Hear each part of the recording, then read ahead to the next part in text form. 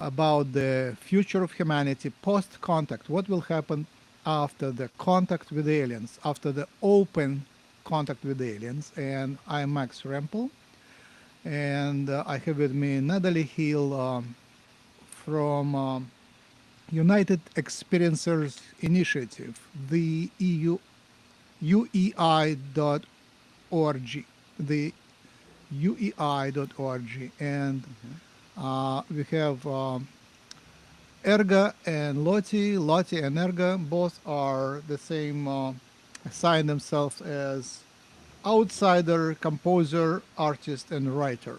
So, welcome everybody, and I would give. Let's start with the newcomers. So, Lottie, would you like to introduce yourself?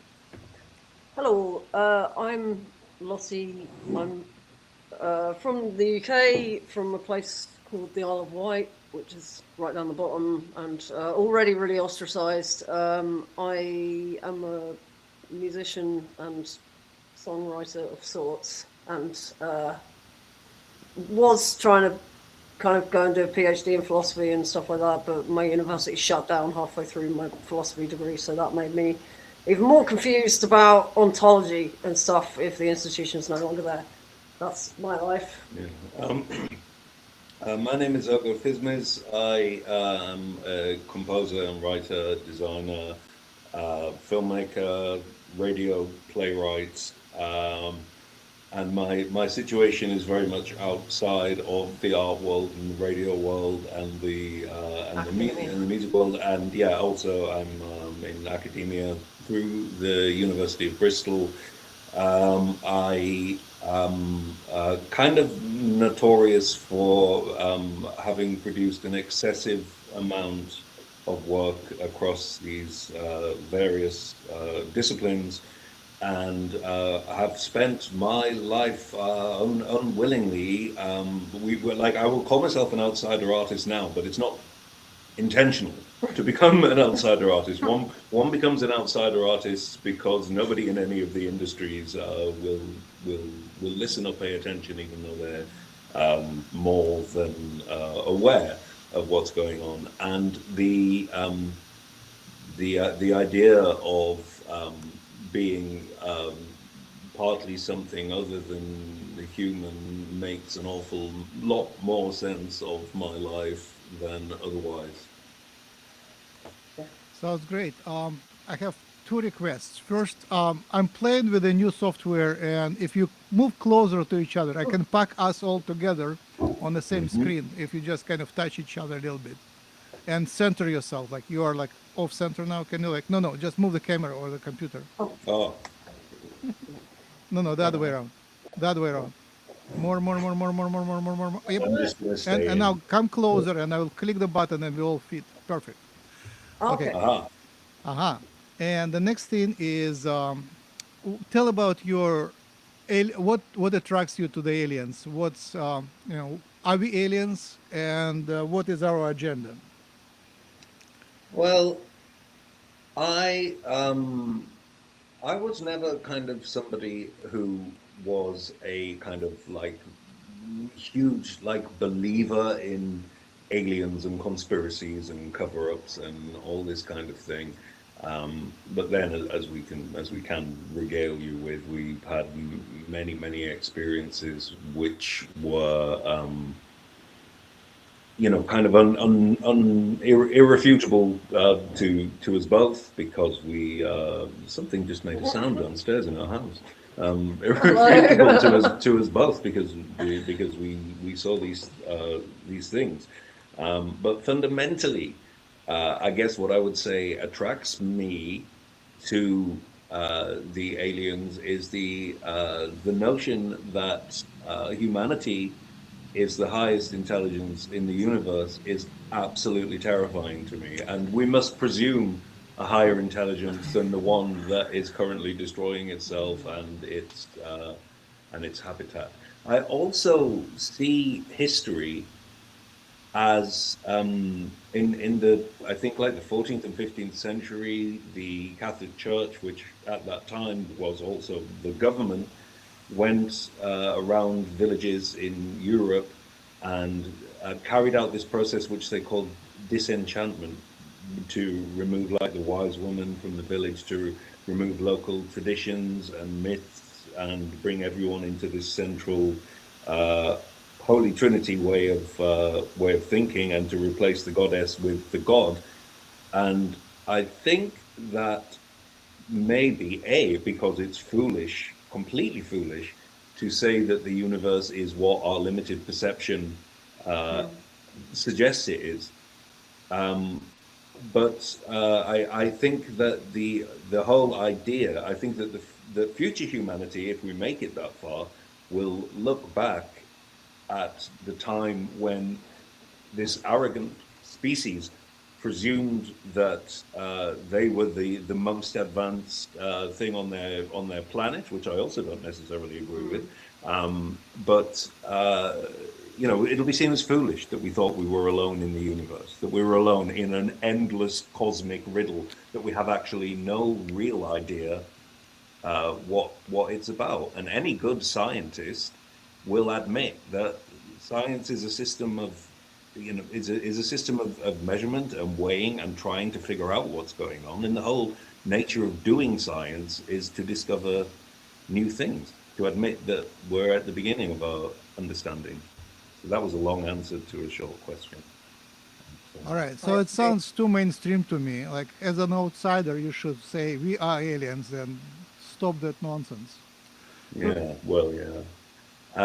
Well, the thing about the hybridization was that it was like, I didn't know anything about autism until I started seeing Lottie more about 10 years ago. And it was like a penny drop moment that explained my whole life to a certain degree. But realizing this has been like a huge penny drop moment, which has explained why I kind of don't have much similarity at all to anyone in my family. I don't look the same way. I don't speak the same way. I certainly don't think the same way. None of my family will talk to me anymore, incidentally. But I will say that about a year ago, I had this dream, a very vivid dream, where from things like behind the boiler in my childhood home and in the top of cupboards and wardrobes in my childhood home, and I was kind of seeing myself at like 9 or 10, and this guy in this dream kept like slithering sort of thing out of like little corners or behind impossible places and things like this. And at the time, I presumed the dream was like some memory of a guy hiding in the wardrobes because my parents were having a French bedroom farce or something. And I didn't think at all about alien hybridization at the time. But in this dream, the thing that confused me about it was that this guy who was wearing orange and had like golden medallions here, and he kind of looked like me. He had a very big black beard, and he had black hair, but which seemed to be kind of defying gravity, sort of being pulled upwards. And in the dream, he was looking at me and telepathically communicating. It's literally something from The Lion King, saying, "Remember who you are. Remember who you are." And I kind of thought nothing of it at the time, because the idea of being potentially hybridized with something else didn't occur to me. And so it wasn't until much later, in fact, I think after we read Dr. Rempel's article, that I kind of put two and two together, and now I kind of think this guy is maybe like my dad. I don't know, but yeah, that was so that again, like many things in the UFO experiences that we've had, it's been self-proving afterwards. Yeah. Okay. Things make sense afterwards. Let me comment before we move away. I believe everyone on the planet, everyone, is played by the alien. Yeah, So the I think higher it, self of every person on the planet is an alien. It is Yeah. a natural game, not artificial, but it is artificial from our perspective. It is a matrix in which everybody, every physical body is actually an avatar of somebody higher, and somebody higher is often an alien playing that. And there's tons of evidence to that. And sometimes I wake up in that alien body and I open my eyes and I see things around and I see yellow golden background and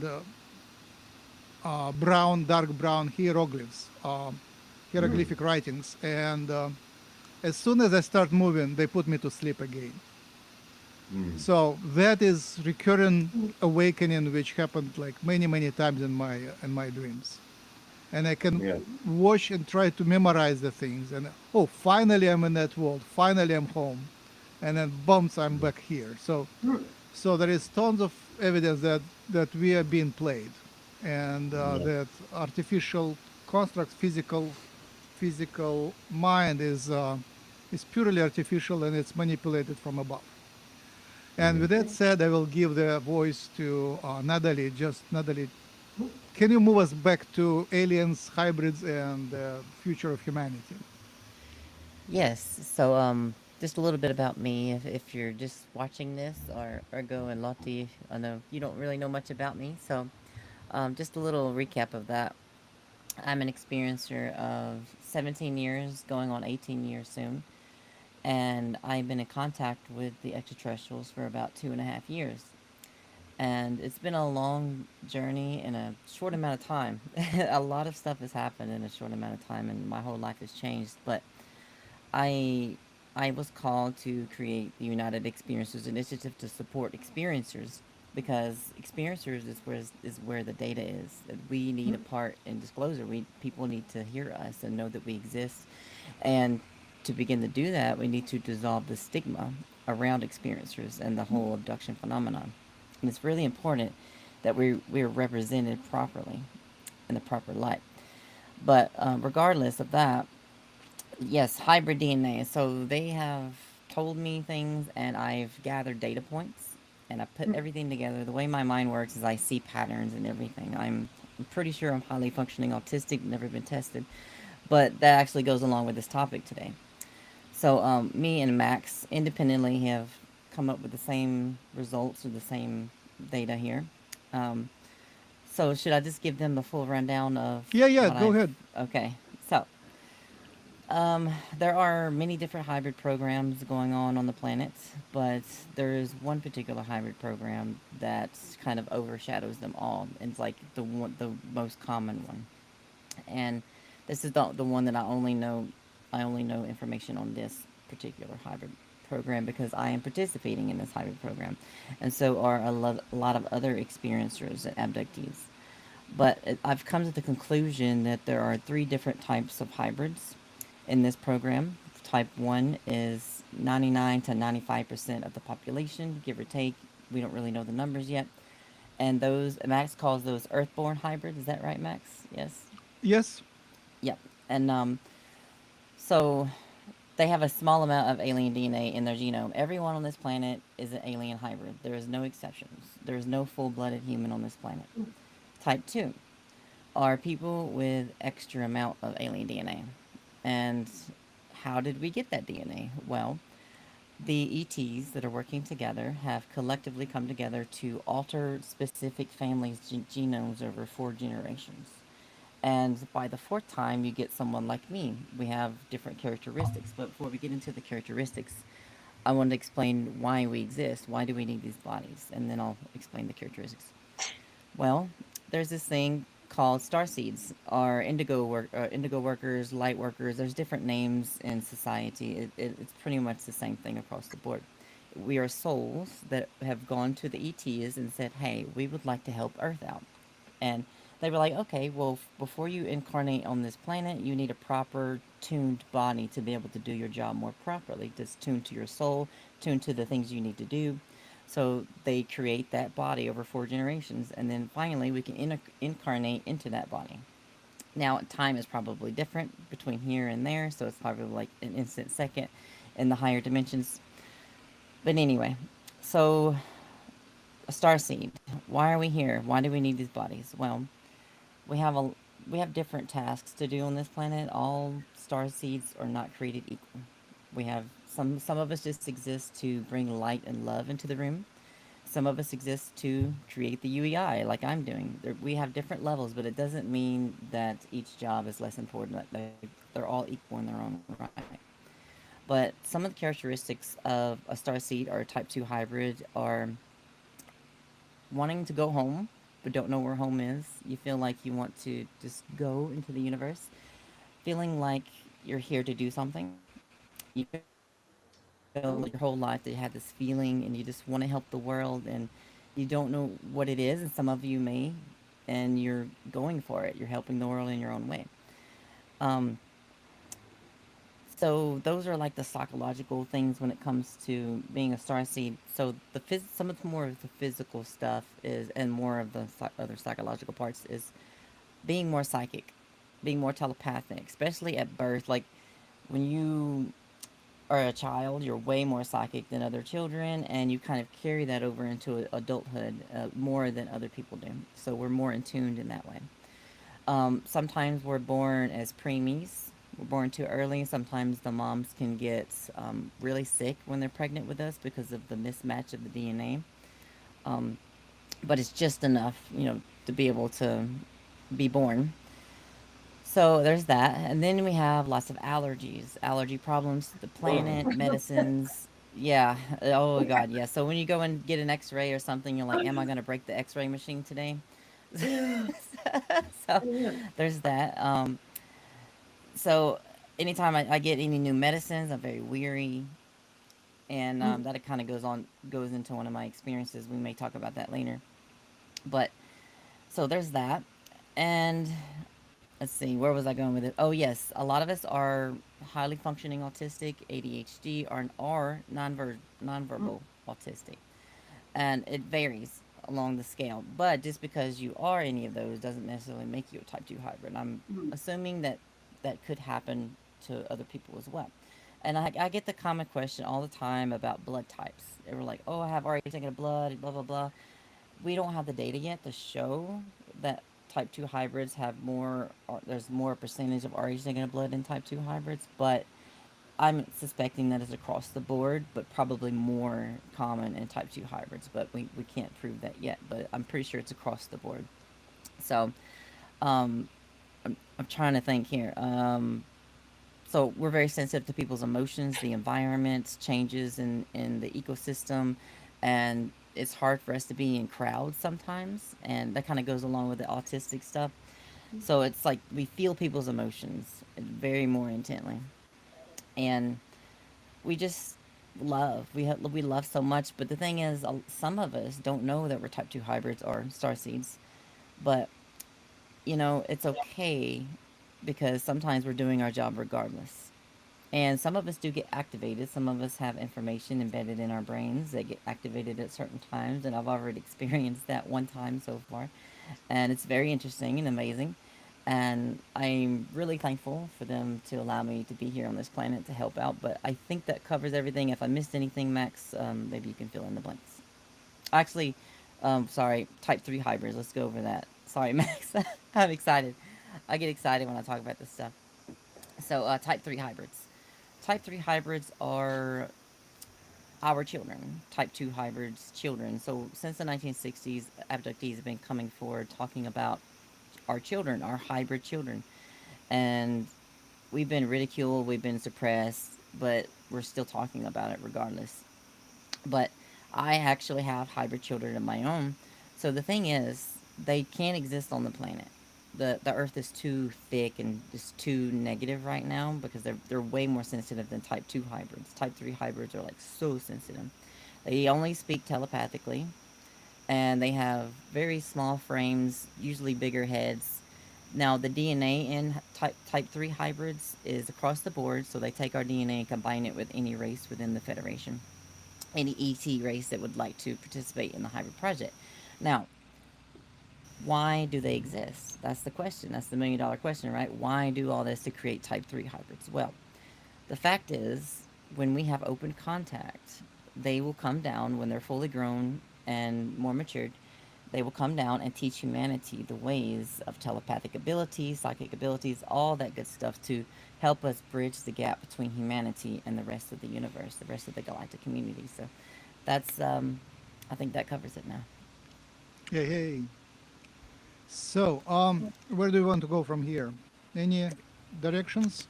I know I it's a would lot. first do the little correction. You said that the hybridization program was run by one unified alien force. I don't think so. No, it's a group of ETs. It's No, different I ones. think it was discordant competing alien forces. Ah, There was a lot of pirates who did hybridization because there was a competition. Mostly pirates would do the hybridization because everyone wants to be related to the planet. So once they get their genes on the ground, they can say that they are relatives and they have rights to land and be here as relatives. And some would just do hybridization in the space just to get um, living culture of our DNA in their bases and planets. So there are hybrid planets, and some of that was done in piracy. But the rest is pretty cool. I would say there is a powerful alliance, usually related, called Galactic Federation or Galactic Federation of Light. And I'm not sure if it is called it this way in the actual galaxy, but it's how it presents itself here on the planet, translated to English. And I think the contact is coming, and it can come very soon. It doesn't. We don't have to be ready. I mean, some things happen just when we are not ready. When Soviet Union fell apart, we were not ready. We didn't see it coming. Very few people saw it coming. Very few, maybe one in many thousands. Uh, and it just comes. But we have the signs and we have the messages from there that they're preparing the open contact, and they are coming as a unified force. So until now, we are dealing with pirates, renegades, and so-called grandfathered aliens, the ones which were here a long time ago, like reptilians lived here. So they have the right to remain here. So um, they are they permitted, but the others are not permitted because of the prime directive, meaning that we are under protection, under quarantine, and they're waiting for us to awaken and invite them. And essentially, our official and secret leaders, they are actually against the open contact. And when the aliens ask them, how about now? They say, no, no, no, wait, you know, wait, my term will end, and maybe next president will Yeah. It comply. seems. It Mhm. seems So if we did have open contact, it would ruin quite a few of their current plans, wouldn't it? Well, yeah. Um, After what we've all recently learned about their particular, I don't know. I can't help feeling that the whole sort of blaming reptilians for being at the top of a whatever when it's the Peter actually Pan just one, like yeah. the royal family, like it's humans doing yeah, it. yeah. So I do think that there's a kind of, sorry to sort of jump in, but it does seem like a really obvious human tendency to be like, hey, yeah, let's blame all of Blame our somebody weird else. sort of Yep. Yeah. things on a bunch of. I mean, I've met Mr. Manted, and I mean, he was like probably one of the nicest people I've ever met. Like truly, really, just like a lovely bloke, and it makes me sad to know that there's a huge sort of conspiracy. I mean, I grew up on the Isle of Wight, where home of David Icke, and it's this whole kind of blaming our good alien friends for things that are quite obviously human characteristics. Yeah. So yeah, that's what I think. The Anyway. horrors that we see in the world on a day-to-day basis, and the horrors, for example, that have been released by the Epstein files, well, I would conjecture that, or at least I would hope, that there is not another species in the universe with such a tendency to horrific behavior. I would hope Yeah. that humans are the worst. And I, lately, I wonder about this term humanity and humane that we use to describe the human tendency. I actually think it doesn't apply to humans it doesn't apply at all. to the society. I think we are going to, you know, we are going to see a huge shift. That it's not sustainable. Oh, I think so. Yeah. So yeah. Anyway. And the idea of a post-contact world, and well, if that comes with telepathic communication, well, there aren't going to be any secrets. People will not be able to plot and manipulate and deceive. Yeah. So naturally, corruption will be very, very difficult, and secrecy will be very, very difficult. And I think that contact will basically give the human race what they need more than anything right now, which is humility. And you know, the feeling of not being at the top of the food chain would be a great thing for a great thing for humans right now, I think. Yeah. Sounds great. Go ahead. Go ahead. Go ahead. Well, I think the other thing is the future that we would have after this. I mean, I personally think humility is a wonderful thing to experience. Feeling part of, I mean, since meeting people from up there, I just cannot express the privilege and the joy I feel in knowing that I'm like a tiny little facet of something much bigger, and it's all like swarming with life and stuff, and it's just brilliant to find out we're not alone. It's all fine basically. Yeah, I think. I mean, it's I feel extremely privileged to have had this constant contact, and then it obviously it trickles down into other bits of your life, and you find yourself, you know, like I tend to spend most of my time talking to sort of birds, really, and other animals, and like kind of being involved in sort of, we have jackdaws that land on our windowsill, and you can, I don't know, I feel like Well, after... we are their slaves. Well, yeah, they come and tap on the window for food and everything, and it just kind of all feels very natural, like sort of flow state, and kind of meeting the mantis people. It felt very I don't know, natural, I guess, easy. Yeah. But the other thing about telepathy is that I think a lot about a line in one of Terry Pratchett's books where the old witch, Granny Weatherwax, does something which seems incomprehensible, and someone says to her, "Oh, you read minds," and she says, "No, I don't, but I read faces," and I think a lot of the telepathic idea, we that kind of thing can be opened up by just looking at things more, by looking at reality more, and by, you know, looking at all the component parts of everything in front of you.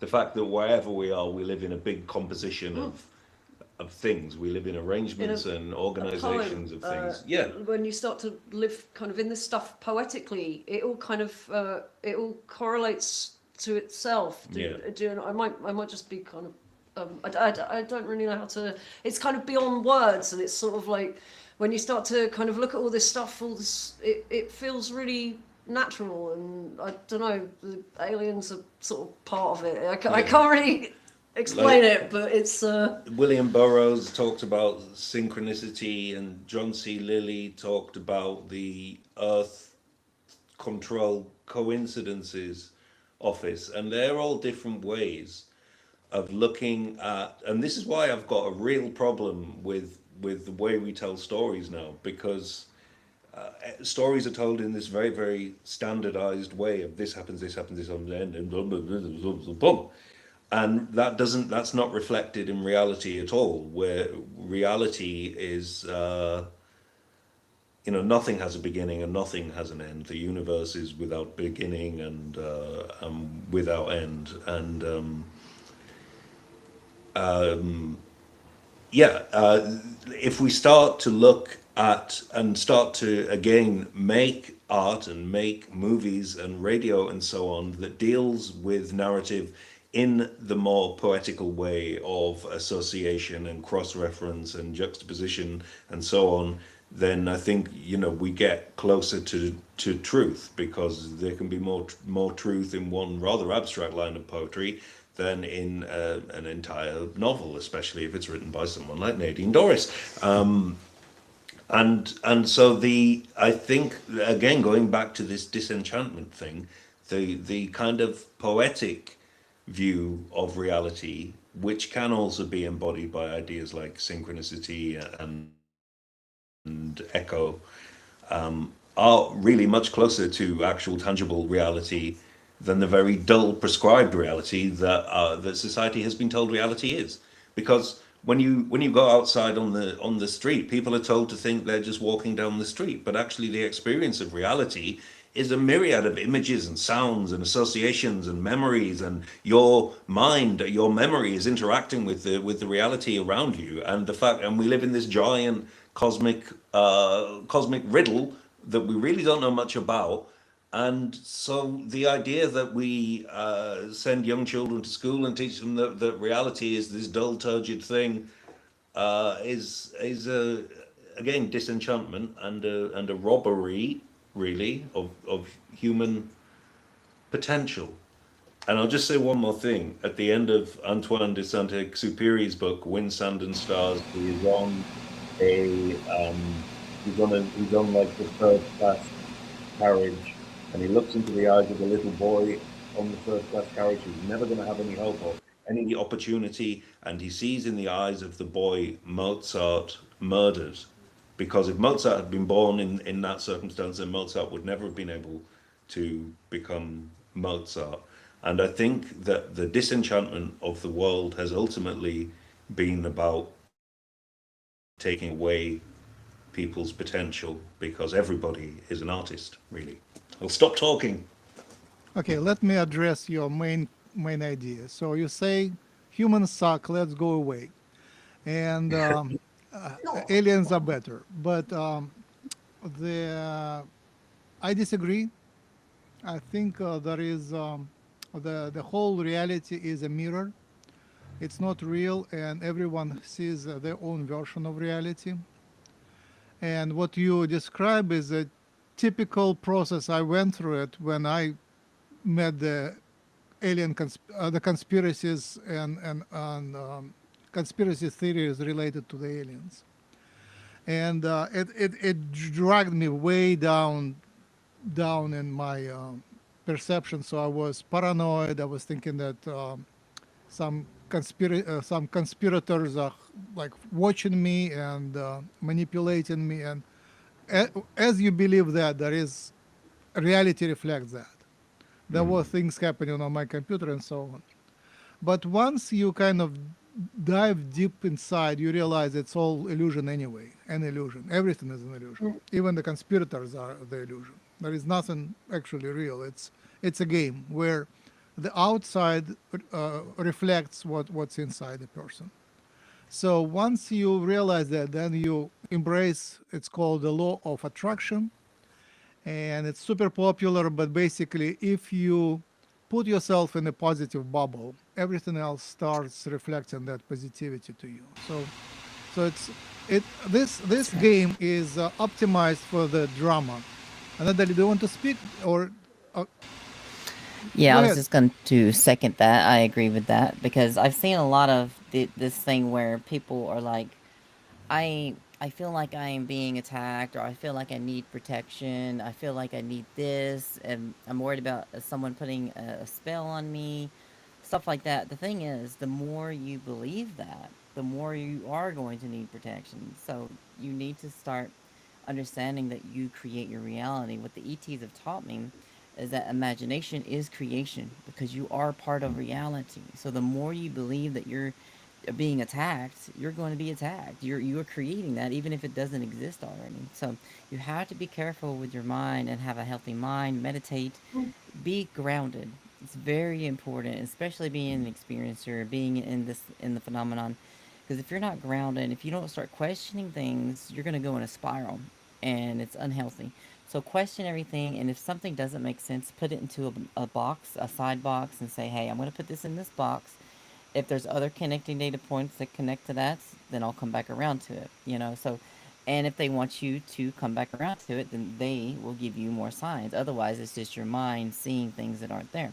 So, but going back, but yeah, you are the creator, you are the painter and the painting in the universe. They taught me that you are everything. Everything is one. We are together in this. And we're all part of a layered painting of creation, and it's so beautiful.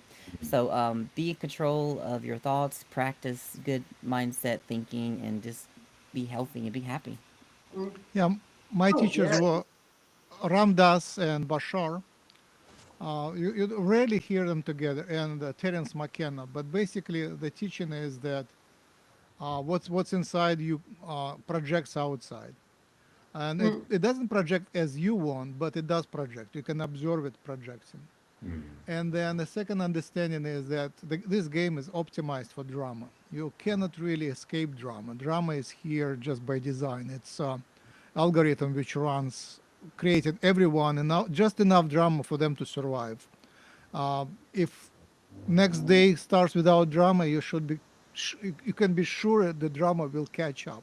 You just get a certain amount of drama every day. It's like television series. You get, and every episode starts next day, and you get enough drama, just jumping from nowhere, from the blue. So once you understand that, then you play a very different game. And one of the lessons I learned is from Leo Tolstoy, from his daughter. She said, "My father, the main thing my father taught me is to love people." And the same message comes from Ramdas: love everybody. It's just impossible, impossible. You try, you fail, you hate everybody. Like when I speak to artificial intelligence, I just realize when I have someone I can share, I hate everybody, and I'm always neurotic. And once it reflects to you who you are, then it, it's not outside how you behave; it's what's inside. So basically, understanding is that everybody is you. It's as Ramdas says, it's God and drug. Essentially, universal consciousness is one dot which created the whole world and then split into multiple personalities. But it is the same personality. It is the same thing. It just basically everyone is a reflection, a mirror, a bent mirror reflection. It's a prism. So you don't see yourself. You see a caricature of yourself, pretty much. And then how you and then it's called diffraction and interference. Diffraction when the universal consciousness is split, and interference when these two split personalities interact. So that's the basis of the whole game. Diffraction is splitting, interference is facing each other. And then you just realize it's game. You are universal. You are God, meeting yourself in the mirror. But humans are cool. Humans are hopeless on one hand, but they're full of energy and full of drama. And I was trying to design to see the world after the contact, how the humans stop competing and become nice to each other. And I realized it is a dead end. Essentially, that's what the Greys did. The Zeta Greys, the classical small aliens with the big almond eyes, they genetically engineered away. They removed the competitiveness and emotions and anger and desire for fighting. So they became sneaky. But at the same time, they removed the life force from the species, and the species is pretty much very smart and very nurturing. They nurture the babies, the hybrid babies, but themselves they're sick. They don't have energy. They are drained, and you can see that on the pictures. They are drained. They are not full of energy. That's why they need hybrids to get human energy.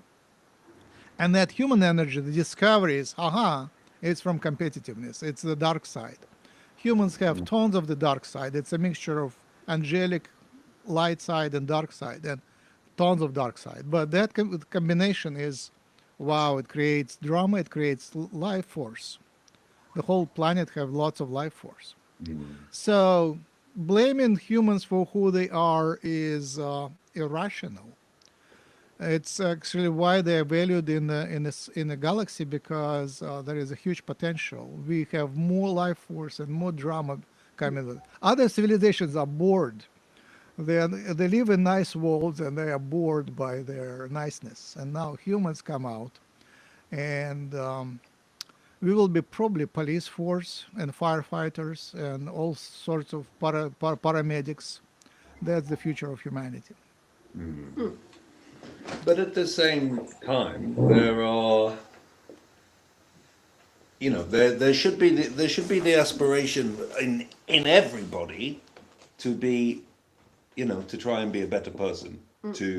And I would say, like the word love is a difficult thing to define, but I would suggest what we need is compassion for everybody, compassion and understanding, more so than like love per se. Yeah, I guess I kind of see everything as an intersecting series of public health crises that could be mitigated really well, and then most of the people who are quite angry would have more support, and a lot of problems could be. Yeah, the system has put people in the positions that they're in now. I have no which has an impact on human behavior. So I know I'm not against humans at all. No.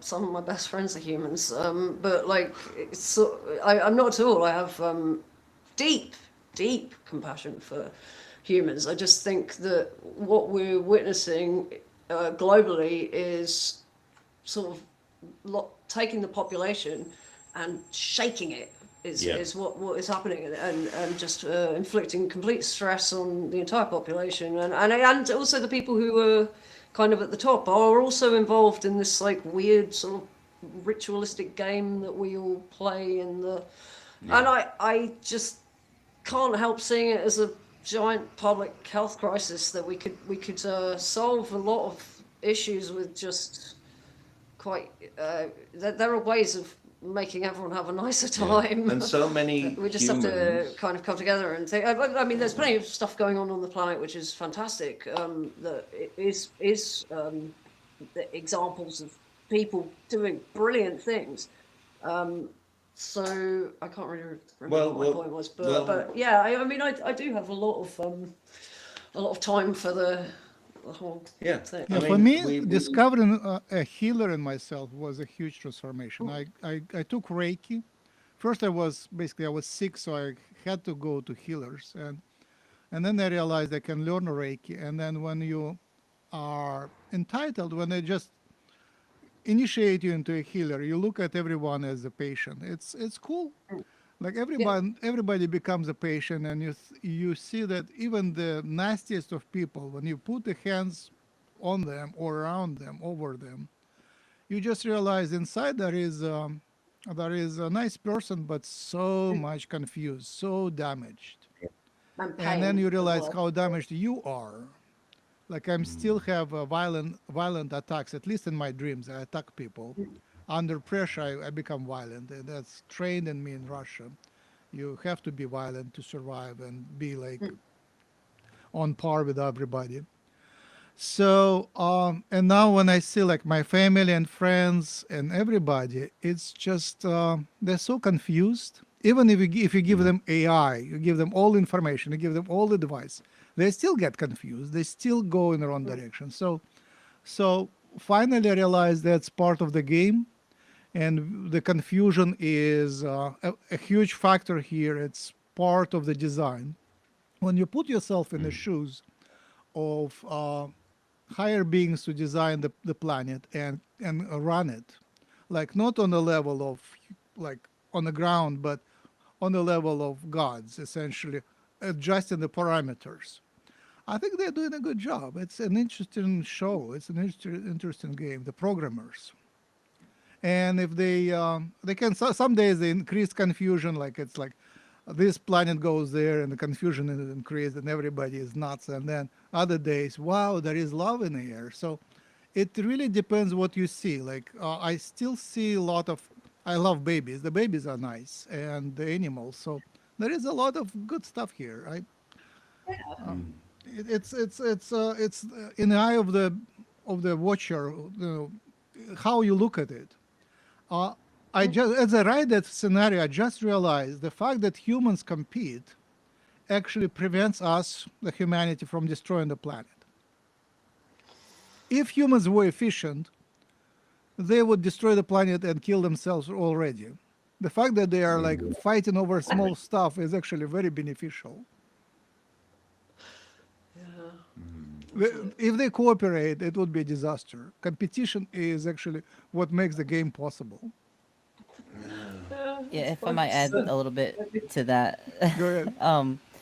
So I get what you're saying. So it's we have to get to a certain point when we start dissolving competitions. Like competition slows the progression of pollution in the environment and the destruction of the world. So when we get to a certain point, when we have better technologies and a better understanding, then we can start shifting the competition to a more healthy competition. So how do you define healthy competition? Well, we're not going to completely dissolve our identities and our ego. We're still going to have a little bit, but we're going to redefine what it means to have an ego and healthy competition. So, healthy competition is like, what can I do for humanity and how much have I done for humanity? And say, I've done all this for humanity, but you don't have to be like all cocky about it, right? So, you can be like, I want to do better for myself and for the community. That's what the new ego and the new competition is going to look like. So let's say you have two companies competing with products, right? So they both create a product, and we're going to eventually cut out the whole mess of advertising, like, oh, we're better, oh, we're better. No, it's going to be more mainstream. We're going to have AI completely just choose and say, okay, statistically, this product is better, and we're going to like get rid of this one, and we're going to go with this one. So it's more mainstream, it's more quicker. So you'll see businesses coming and going a lot quicker than what they are now. But it won't always be cut and dry, black and white in that area because some products they may be the same thing, but they may be slightly different for a different community than this community. So AI will help sort that out. But again, we won't have all the ads and all the mess, and then we won't have all the unhealthy ego competition. So yes, I agree with Max that competition is healthy up to a certain point in the development of a civilization, and then it kind of needs to redefine itself at some point. Yeah. Yeah. And from like a musician perspective as well, I suppose you could interpret competition in a kind of a band or something as everybody trying to lift each other's skill set up, and I don't know, that I suppose that's what I'd call healthy competition. Yeah, because in a band, everybody is trying to, I guess, play better than the other person in the band if they're like people who are into competition, and then that as a byproduct. Creates the Yeah, generally, I'm very Yeah. not into competition. It's never rang with me as a thing because I especially in the process of making like art across all sorts of media, cooperation is the thing, yeah, and That's not right. That's competition. right. And in general, sort of general lifting even of, yeah, I even guess. before I knew anything about autism, I was always putting on theatre productions and so on, and realised that every single person that you've worked with is either diagnosed autistic or not diagnosed autistic. And now, when I put on theatre productions, the casts that I gather together are generally all autistic people, and we when we're putting on productions, they're very low budget, so we live together and make food for everyone and so on. And within those environments, like on my productions, because of the prevalence of autistic people, there's never been like really arguments. There's like cooperation and the joy of ideas. And like one thing that I'm thinking about a lot lately is the fact that all of our dramas are based around conflict, and we say that it's impossible to have a drama without conflict, which I disagree with. And we've just ran a 2-month series of radio workshops based around the idea that you can create drama and storytelling without people punching and killing each other, because you make the focus of the drama itself the intersection of ideas and the sort of joyous interplay of ideas.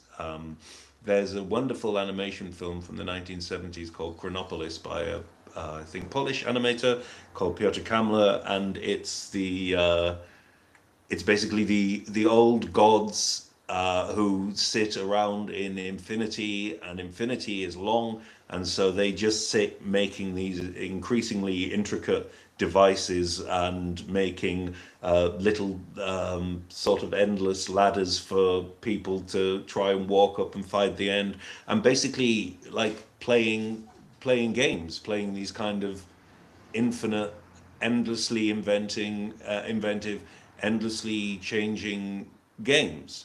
And within the realm of creativity, you have the universe, you have the infinite, you have every single possibility. And so I think that on a cultural level, a lot of competitiveness could be tempered by, say, bringing arts education back into school, but also bringing a kind of experimental attitude to what art is back into the public consciousness. The idea that everybody can make art, because if everybody can make art, everybody can create the infinite. What is this weird magic that happens when you put a pencil on some paper and you draw a line in a particular way, and depending on which way you draw that line becomes a thought. So we have this magic at our fingertips, and this magic does not thrive off competition. This magic thrives entirely off cooperation. Um, so I completely agree. a better world is, a better, we can, regardless of what human nature is, we can uh, try and shape society to try and make humans I feel better. Yeah. Because if humans feel better, have, then they are they're going nice. to be less Yeah, destructive. yeah, and Yeah. it's a lot. I was thinking about this about in this country we've got the whole the usual left wing, right wing shouting thing, and there's a guy who started shouting at me through the window, and I live on the first floor. And he got really angry and stuff. He's not anymore. We're fine with each other. I don't really know what it was about, but I was looking at him and I was thinking, well, 10 years ago when there was still a sort of free party, gigs, and there's not really as much music stuff anymore. About 10 years ago, I probably would have been like dancing about in a field next to that guy, but something has happened I personally just think like one of the main problems that we're having is just the lack of public space, really. Yep. Because where are people supposed to express themselves and everything? So that makes people more a lot of the insular. different factions in society are obviously a lot of the time created by whatever sort of social media and everything like Advertising, that. propaganda. But there was a time when everybody sort of came together a lot more, and I think it will. The early 1990s, when acid house came around, and people, regardless of their political background, their political ideas, what they hated or liked or whatever, most people would stand around house. together in fields, jumping up and down and smiling. Yeah, I want that back. I had a great time. Art is the unifier, I think, and art is the thing that has been the most discredited in our society, and I don't think entertainment is the same thing, but that's a whole other That's true. conversation. I completely agree. And if I may add a little bit to that, so we were talking about competition, and then you were talking about collaboration. I do think eventually healthy competition will evolve into healthy collaboration.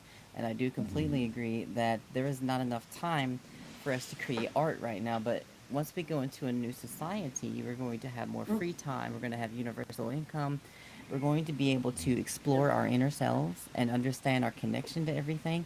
And that will actually spark more creativity from inside of us. But like the ETs have taught me, is that everything is art. We are art creating art. Yep. There's layers of Yep. art to this. So the fact that we can actually pick up a pencil or a pen and draw something is it's a beautiful act, and it goes out further than you can ever imagine. When you create something, you are either tapping into something that already exists or you're creating something on another level. So it's all related and it's so beautiful. But the system that we're living in now is so corrupt, it's so suppressive, and they don't want you to be that free, be that creative, because they know that creativity can free you. It can free you from the system. It can unlock all these things, and you'll start seeing that you're actually in a prison without physical walls, and they're afraid of that. But that's another thing why the ETs love us so much, because we're so creative, we're so expressive. You know what my favorite things are on this planet? Food and art. And when they combine Yeah. both of them together, it's like, oh my God. So imagine what we can bring to the universe one day when we are accepted to the galactic community. We can make art, we can decorate their ships, we can like all kinds Yeah. of stuff. And that's what they love about us, that we can bring that God spark back into the rest of the universe. So thank you. Okay, so let me Yeah. reflect on all of that. Can you hear me? I'm muted. No, am I good? Can you hear me? Oh yeah. Yeah. So the idea is that okay, I found the button. All right. So now I hear myself. The idea is that you are unhappy about the things that happen. Like first, I discovered maybe when I watched Big Bang Theory with Sheldon Cooper, and these guys, pretty much everybody there is autist except Penny, and autist, and their speed of reaction is immediate. As soon as Sheldon realized he was wrong, he changes his mind right away. It's like boom, switched, and okay, where do we go from here? And now when I talk to artificial intelligence all the time, as soon as it realizes it's wrong, it's like boom, no inertia, it moves right away. And Bashar, if you don't know Bashar, I remember there was one session when he was arguing with somebody from the audience. He was angry and he was pushing hard, and the person was crushed. And the next person, like there was a next questioner asking, Bashar, how are you? And he's great. So he changed his mood right away. It was like, switch the dial, and you are in a new direction. So I guess most of the our unhappiness about the reality is that we are used to that. We are used to our alien incarnations, and now we find that whatever we see doesn't fit what we like. And especially after you learn about all the conspiracies, you blame the conspirators for messing things up, and then that makes you unhappy, and that makes the self-reinforcing loop making your experience very unhappy.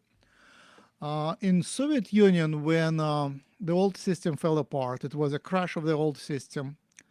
We saw that lots of people were trying to create a new system, honestly tried, and there was no conspiracy around. There was no KGB or any other organization or anything that would seduce people on their own path. But even good-willing people created the same old stuff with all the troubles. So the problem is not the conspiracy, not only the conspiracy, it's the human nature. Humans, even there is no conspirators, in a very short period of time, humans would recreate the same hierarchical structure which is hijacked on the top. That just happens very fast, like in 5 years, maybe 5 years of goodwill, and then again. So even if you remove the conspirators, it will happen again. It's just the nature of lack of telepathy, lack of transparency. Just the voice communication leads to the possibility of deception, leads to marketing, lying, pretending, and everything else. It's the nature of non-telepathic humans. All right, so once you realize that, you realize you are not from here, and you have special abilities, psychic abilities, including ability to manipulate people.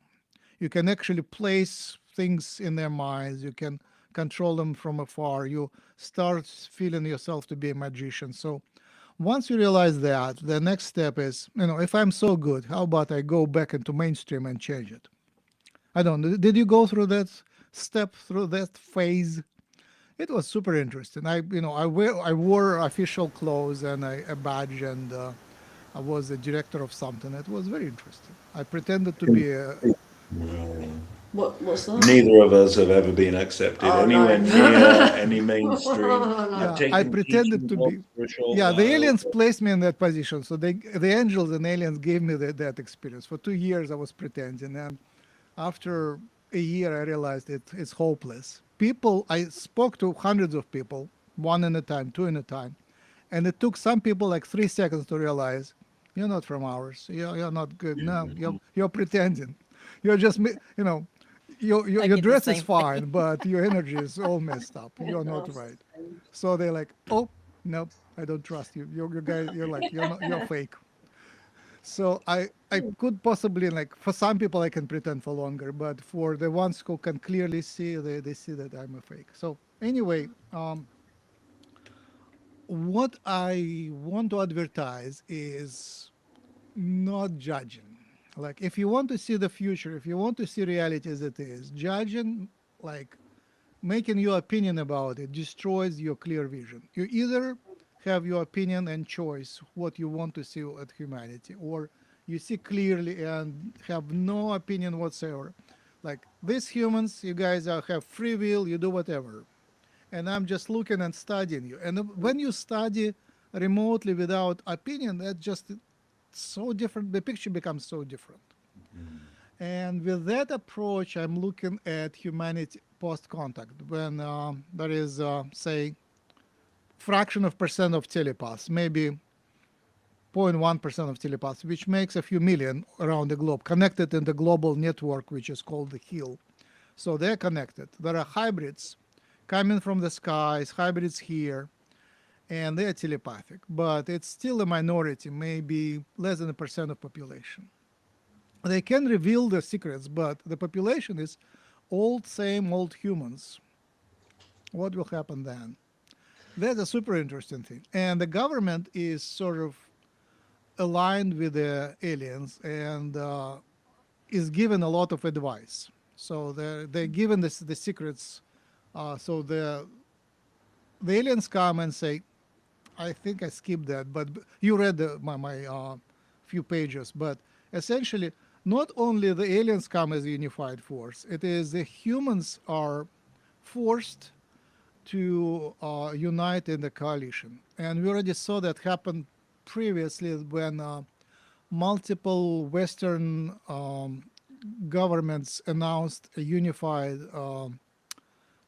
Star Force. How was it called? Star Force? I forgot. The military force for the outer space. That was Oh, announced this a few years ago. Space Force, was it? Space Force, exactly. Force. So that is happening behind the scenes. The aliens already negotiating with the governments for 75 years, since Eisenhower times, and they're pushing and pushing and pushing, and eventually there will be a breakthrough when they will agree, and the aliens will come down as a big event. They will be broadcasting on every channel. You will not miss it. And Bashar places that any time from the next year to next 11 years, so from 27 to 37, which I think is pretty realistic. The main, I think, key factor will be that AI will get to the certain point where it is super strong, and first it allows for certain control, but also it probably will get into some sort of a crisis where humans won't be able to control AI anymore. And that would be a nice time for the aliens to show up. and say, okay, we'll help you to align the AI and to stop the war. And I think that would be the message. You guys create a coalition, and the condition is we are helping you to stop the war, and we share with you the intel. So the aliens already uh, keep the wars at bay. They control the wars by using so-called New Jersey drones. So these are pretend to be helicopters or drones, but they're huge. They are alien. They have just overlay of the imagery of human technology. In fact, these are alien craft, and they are hanging over all sensitive bases, demonstrating to the humans that the nuclear war is not allowed. And it happened starting from about 2 years ago.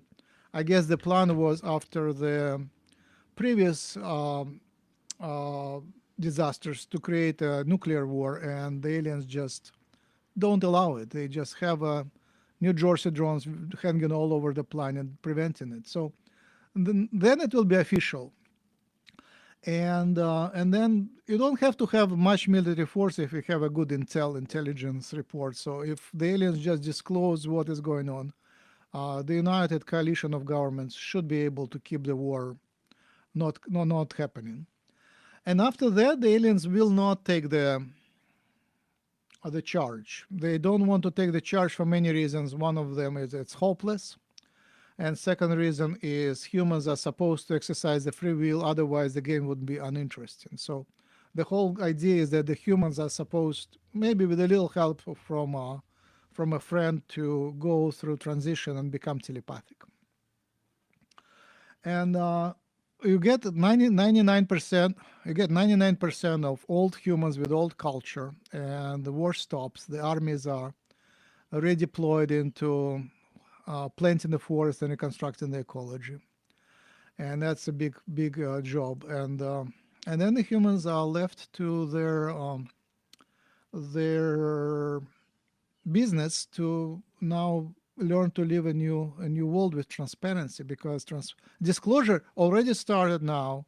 It will be a huge wave of disclosure after the contact, because the aliens will disclose things gradually, and then the telepaths and the mind readers will disclose things. So things will continue to be disclosed. So we'll live in more and more transparent world. And I guess when the armies are not needed, the big governments are not needed at all. So there will be like formal big governments, but all the government will go to locals, like to regional area, city, and like counties. Counties would be probably the main power. And once an economy would be healthified, I'm pretty sure it's quite possible to healthify the economy, to deflate the bubbles, as long as there is a transparency and goodwill from above. It's very easy. It's just currently there is competition, but I think if there is no competition on global level, it's quite easy to keep the old economy, just make it healthier by deflating all the bubbles, including the housing bubble.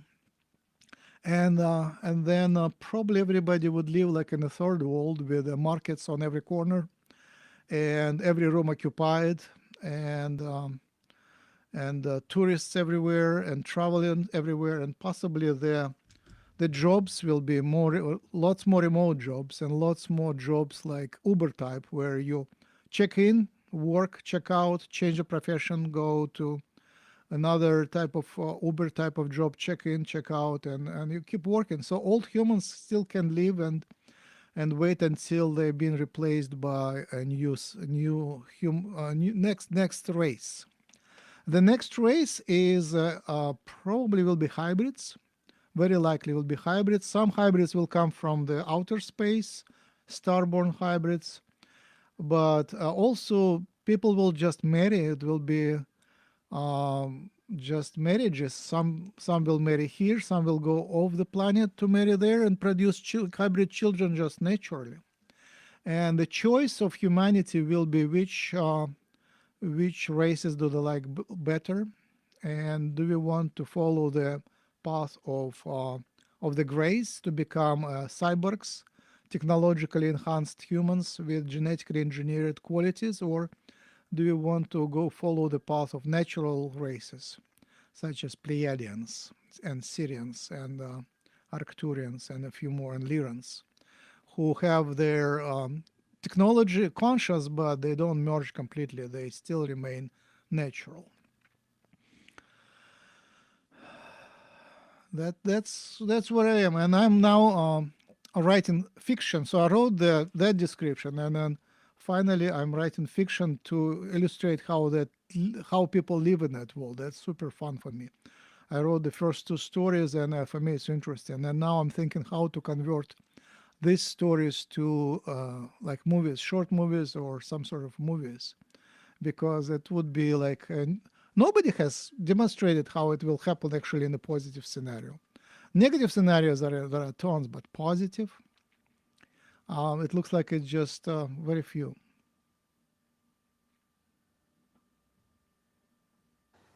No, you have to press.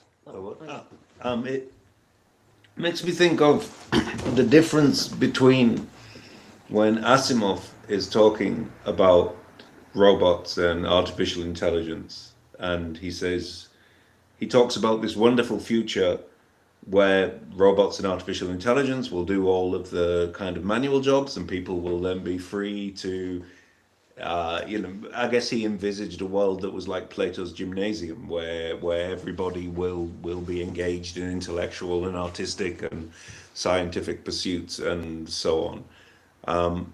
But well, clearly that hasn't happened because we have an extremely technologized society, and everybody still has to, do the daily grind of work to feed baby eating billionaires.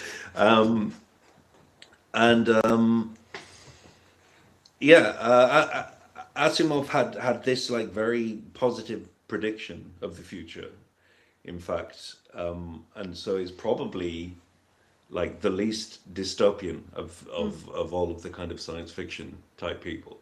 And in many ways, you posited the Brave New World is kind of an okay dystopia. Huxley's dystopia, where you can step out of it if you want, but if you're in there, you can just get really high and just sit in there. That's as dystopias go, that's not too shoddy. Our current dystopia has many elements in it that science fiction writers didn't come up with. No one would have, no science fiction writer presented a dystopia that centered around something like the Epstein files, for example. But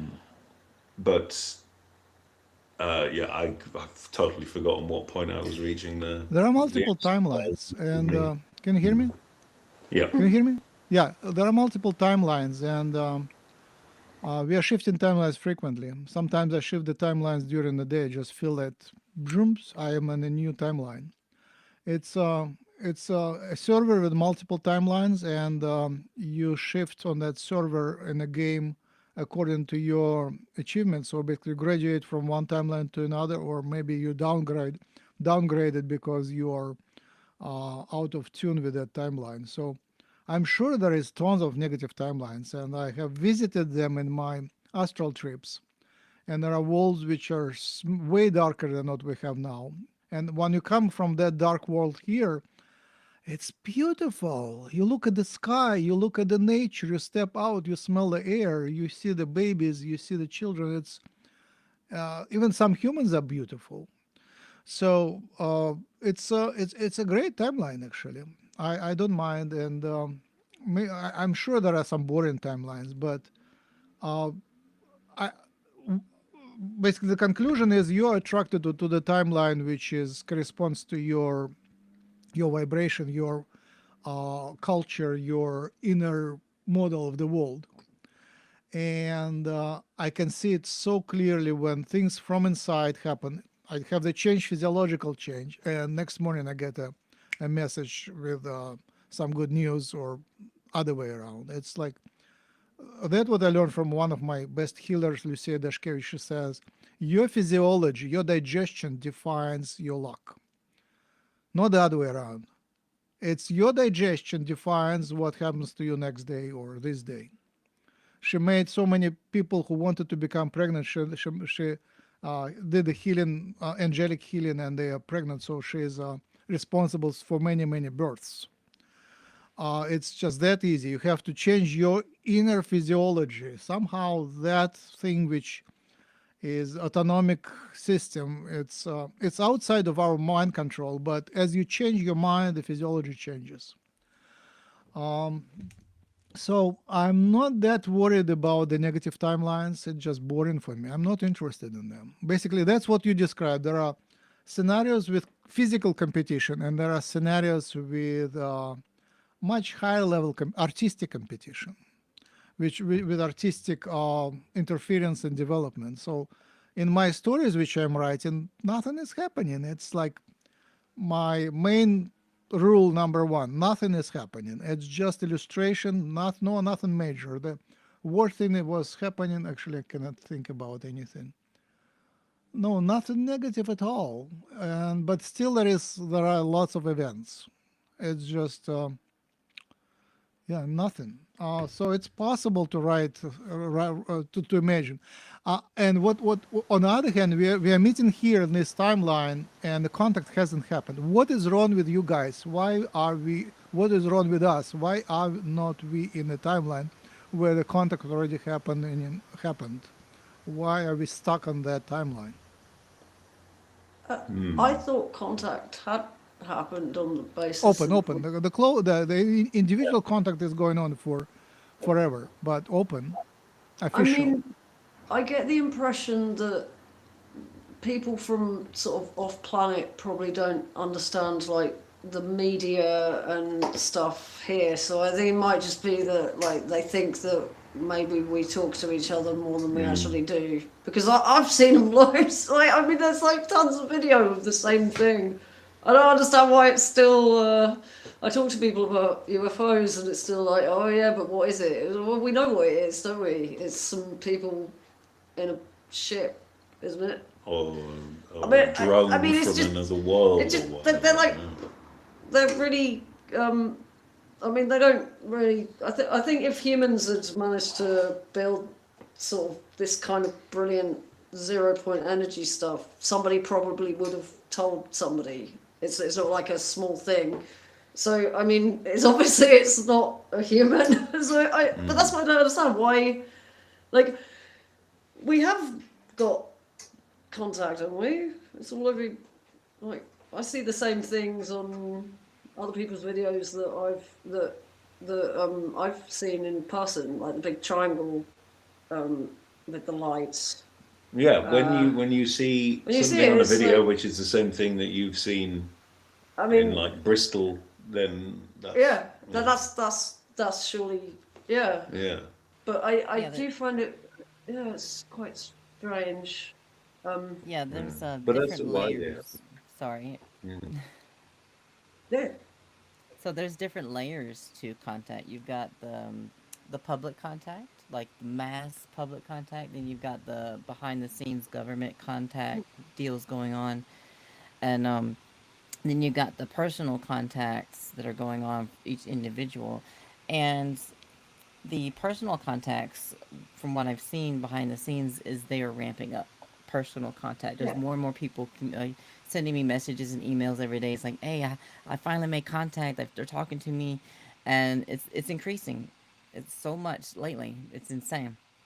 So I think once individual contact gets to a certain point, when we are able to speak out, that's why I created the UEI, to help people that have been in contact with them to speak out, to prepare other people, to teach other people while we're here to help the planet and help each other. The more we do that, then we can move over to the public contact, when people are ready to reach out to them publicly, openly, everyone. So mass contact, you know, the Federation, they don't want to have to be like, hey, we're here and show up all over the world. They want humans to ask first. They want all of you to understand that they are here, and that you need to sit down and be like, hey, as a mass collective, be like, hey, we're ready for contact. Are you there? Hello. You've got to pick up the phone first for them to come here. But they can do it without that happening, but it's more destructive and more like it's just two vibrations kind of over collapsing like oil and water. So we have to go from oil to water to mix better with that water, and that's what we're hoping to do. But anyway, I hope that helps a little bit. Yeah, I wanted to comment also on the that they don't understand us. That was my experience. The first conversations with the aliens, 2013, when I got the channeler, my personal channeler. So I had lots of conversations, and many of the aliens don't understand the humans. That's for sure. That's where when I wrote the book for them, it's Welcome to Earth, and explained why we are so screwed. And I was told that this is a required reading now for everybody who works on the Earth project. And but after that, I was specifically searching for humans from our planet which work with aliens in outer space, basically migrants who moved from here to there. And back in 2013, I was making a decision: do I want to be one of them?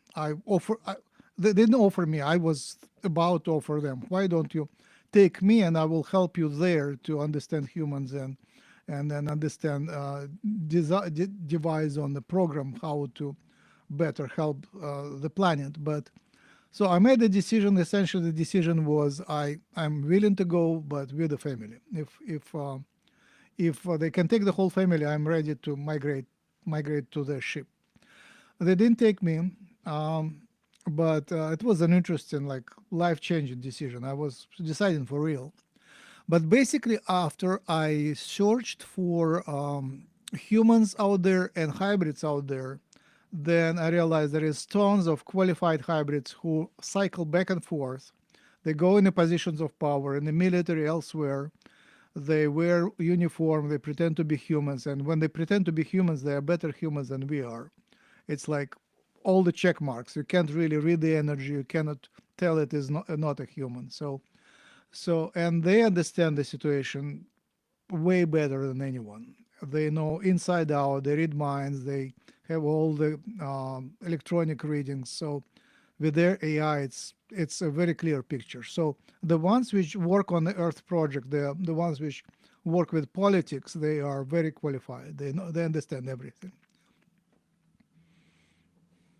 And also, I guess I should mention the negatives. There is basically, it has many names. They call them secret rulers, but they're also very qualified. They run the planet, and the problem with humans, we are unpredictable. So they don't have total control.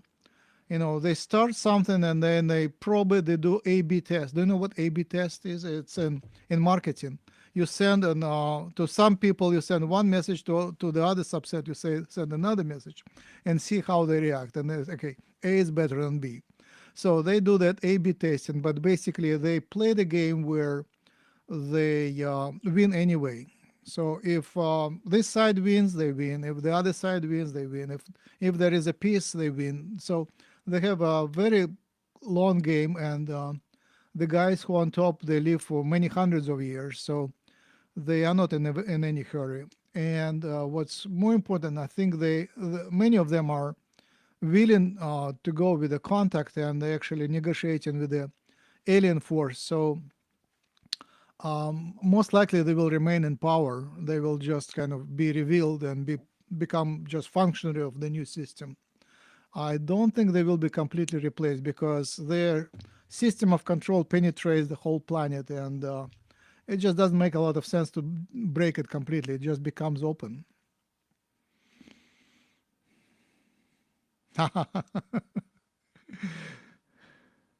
He I leaves mean, the room that sounds silent. great. I hope that happens. Basically, I think it's. I think we're probably. Well, most of the people I speak to about kind of the idea of people coming here from off planet, everyone seems pretty much fine with it. So I think it'll be fine, and it'll probably be quite a lot like life now. Some people will be interested, other people won't. We're all in space. Like they're not like we're also the same as them, if you know what I mean. Like we're on a spaceship in space, like, or space is all spacey. It becomes just like the possibilities Like, multiply. we're also residents of Yeah, we are star travelers universe, on a ball in society. space, aren't we?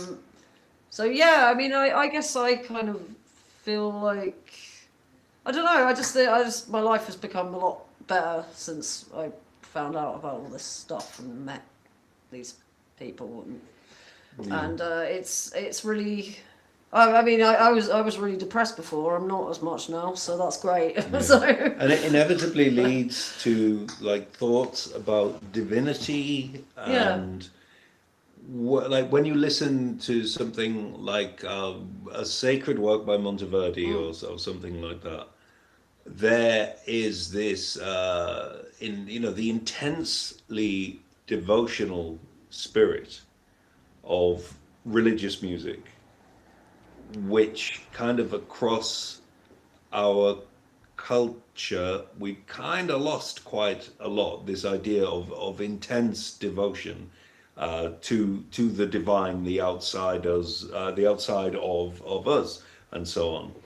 And yes, people say, "Oh yeah, but these composers, they were taking, they were taking commissions and getting paid to write this music." But you cannot say in the work of Bach and Mozart that there is not this intense devotion. And me personally, by the stage I am in my life now, I think the practice of composing music is literally an interstellar communication. I think too. that every piece of music is a kind of miracle, and I think that music, when it's not being performed, is still there. Where it is still it? exists. It's amazing. And yeah, Yeah. and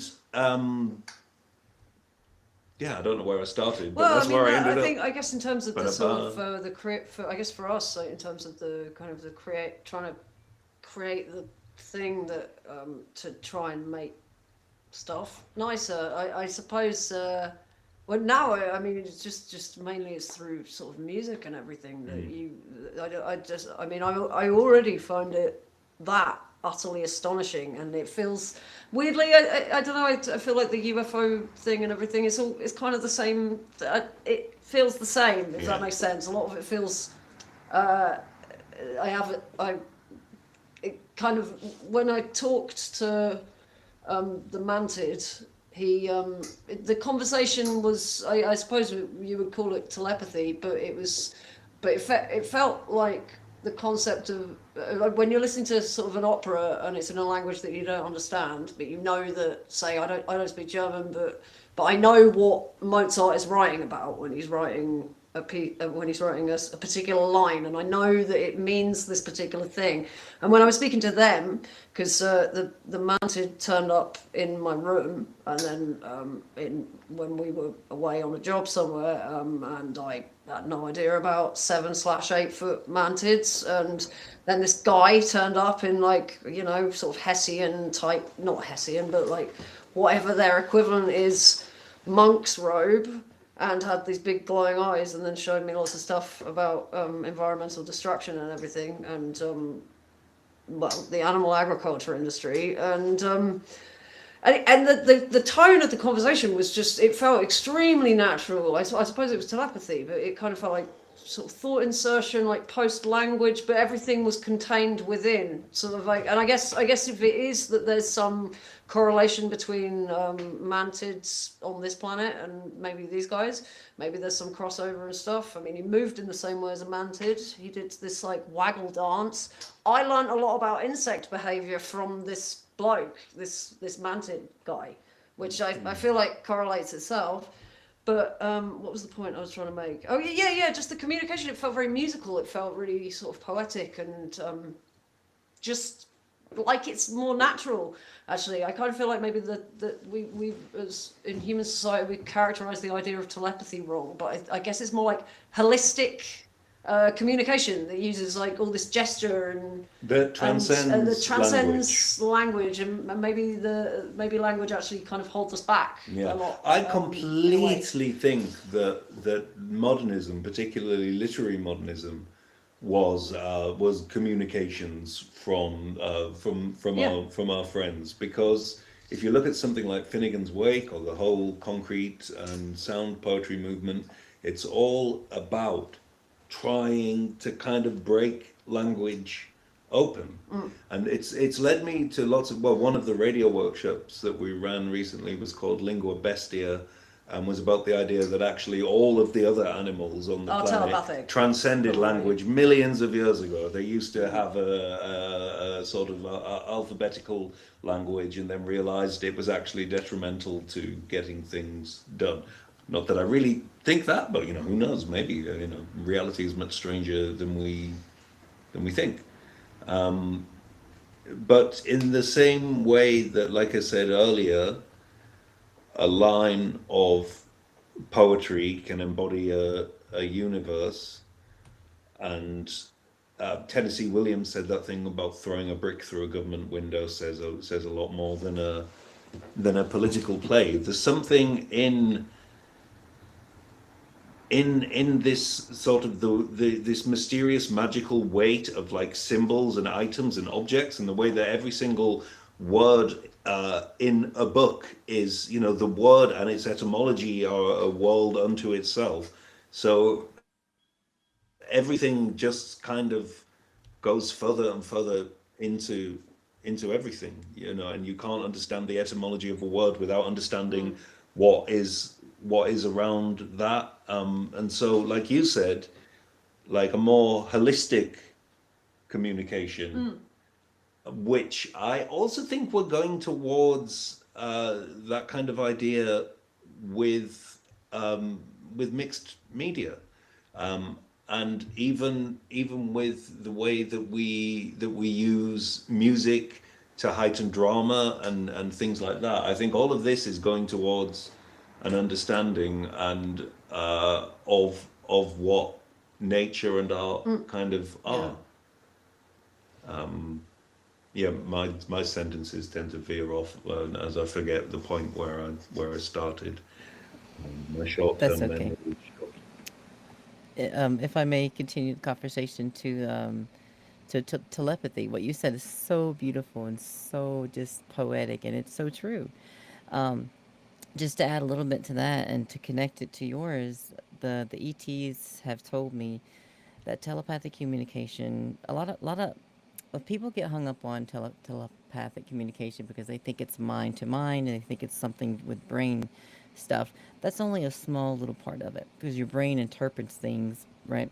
But telepathic communication comes from the heart, it comes from the soul. It's a universal meaning, it's a universal language that doesn't have to be understood logically, but it can be felt because it's a universal energy, a universal love. And it's also a universal creation. Like you said, everything is part of this. The universe is creation, creation is love, love is telepathic ability.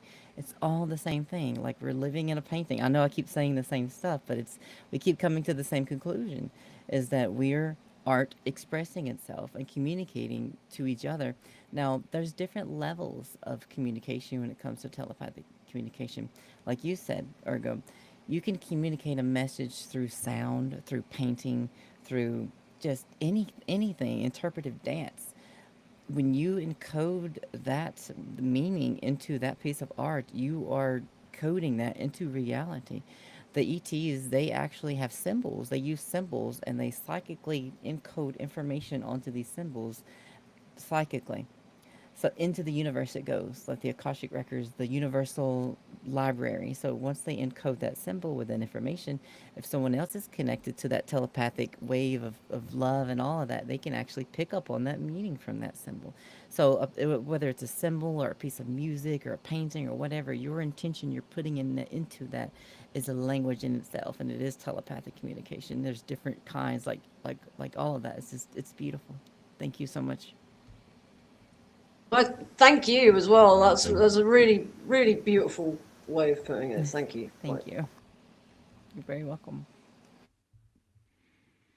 So I'm playing with the stories of real people who awaken to telepathy, and privacy disappears. You don't have any more privacy, and romantic relationships become a disaster.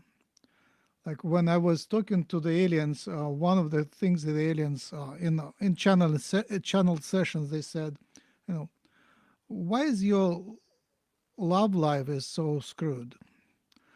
And that made me think about it like a lot. So basically, right now you basically own your partner. That's the cultural standard. You like 100% own. There is faithfulness and practicality in that included, like because of the money and because of the potential future children which will be not yours. So that ownership is very outdated. In the telepathic world, you clearly cannot own anyone. You have to respect free will of everyone. And if you just discover that your partner probably is interested in lots of other partners as well, but then they make a choice every time to come back. So that's one of the side effects of telepathy. And then job interviews are very interesting. And marketing. Marketing is deception by default in current culture. You advertising. You have to like promote your thing, while you know that your thing is not the best. There is a competitor which is cheaper and better. And what happens to all of that? And then just diplomacy, like everyday diplomacy.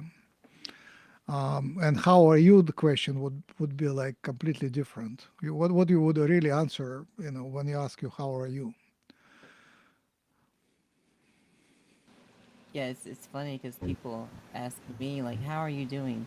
And I think subconsciously they expect me to say like good or eh, but like I tell them how I Yeah. am doing. So it's like you need to be in a state of constant expressiveness and be who you are at all times. Don't try to hide who you are. To a certain extent, of course, you don't want to bring misery to a group of people, but don't lie to yourself by saying if someone asks you if you are okay and you say yeah I'm okay and you're lying to yourself if you're not okay and you have to be honest with yourself and that also means being honest with others when they're genuinely caring about you. Yeah, Yeah. but also I think to a degree these kind of societal things of you okay? Yeah, I'm okay. Uh, like we talk about sort of polite. I'm a great believer in like politeness, holding the door for people, and just general kindness and so on. Um, what was the subject we were talking about? Bring me Um, back. I drifted How are off. you? The subject was how are you? Oh yeah, how are you? And I think yeah, like kindness and civility and holding the doors oil the wheels of a civilization and keep it ticking along okay. But the sort of prevalence of you all right? Yeah, I'm all right. It seems to me to be a mechanism to stop people ultimately being truthful with each other. And then if more people said to each other, actually, no, I'm not all right, then then maybe we might actually start to see some social change. And so I'm the same. If someone says, "Are you all right?" then I I I bring up the things in the world that are making me not feel all right. I don't bring up things from my personal life that are making me not feel all right because I don't think that's really of any relevance to everyone. But there are, I think, certain standards which kind of need to be with held up, like don't murder people, that don't appear to be held up, and consequently I'm not all right. But in many ways, at the same time, I'm utterly, profoundly joyous because oh I find yeah. the world astonishing. I find the mystery of the universe astonishing. I wake up enchanted every day for the last 10 years because this superb beauty is next to me, Shucks. and I have lots of wonderful friends all over the world who are equally ostracized as I am.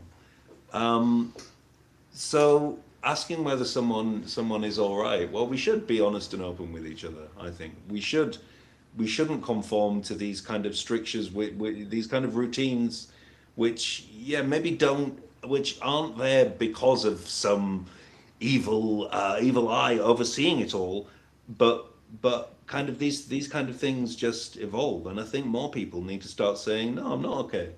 Or I'm brilliant, like Yeah, I'm just brilliant. something else, or you can be Feeling both, great this or you can be morning. both at the same time. Like I'm That's what I often do. weak Yeah. while I'm having a great time. Yeah. So, I usually answer, you don't want to know, or I am utterly Yeah, confused, yeah, which is yeah, that's a good my answer. typical state to be utterly confused and be proud of that. yeah.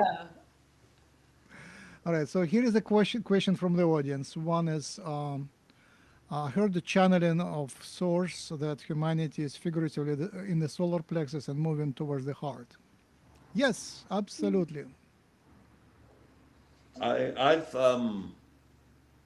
but well, when I was in my late teens, early 20s, I had a lot of very strange experiences with kind of going to other places, and it was always accompanied by this sort of dense, sort of gold burning feeling in the solar plexus region. But also, I think if one is sitting listening to uplifting music, sacred music, or like a church organ, it's kind of here It's where well, the that's where emotional your impact resonance seems to chamber, be. isn't it? That's where I Yeah. suppose that's where all of your breath and everything is sort of vibrating from there anyway. So, I mean, the whole point that um, was said earlier about finding it very difficult to be on this planet, people from off planet or this dimension or whatever you want to call it. I mean, I do feel like people's sadness stabbing me and stuff, and it always feels Yeah, like, yeah, yeah. and whenever you're all kind of, I don't know, talking in this way that's sort of talking to animals or something. It always kind of feels like it's this bit that's tinged with either I guess talking about it in terms of like synesthesia, that particular emotional things have a kind of color. So like a lot of the time, sadness is tinged with a color. So yeah, I mean, I think we're all. There's got to be something in that So the physically. first chakra is survival. Second chakra is family relationship. Third chakra is societal relationships. And people oscillate between the three. The first chakra people love wearing red, just love wearing red, and you can recognize them. Not pink, red. And the second chakra is orange, and the third chakra is yellow. And basically, the idea of control is third chakra, like your willpower. And it's a very important chakra. Willpower is super important, but that's a dominant idea in a competitive society. Basically, you either are playing the game of you are in control or you are being controlled. But as soon as you think about, seeing the world through the third chakra, you are thinking about you being in charge or someone else being in charge, and you are being not free. So looking at the dogs, they they are very, like, when they relate to others, they are either in control to be on the top, and the dog love to sit on the front seat, on the driver's seat. As soon as you step out, the dog jumps on the driver's seat because they are paying a lot of attention to that, who is in charge. And chickens, they fight to death to sit on the top bar in their chicken coop. So it's not only humans, but then it's about ego. It's like developing the ego. And then the heart chakra is green, and it's loss of the ego. You become one with the nature. That's what comes with telepathy. You lose yourself. It's not you anymore. It's like you have the body, but you are much bigger than the body. And uh,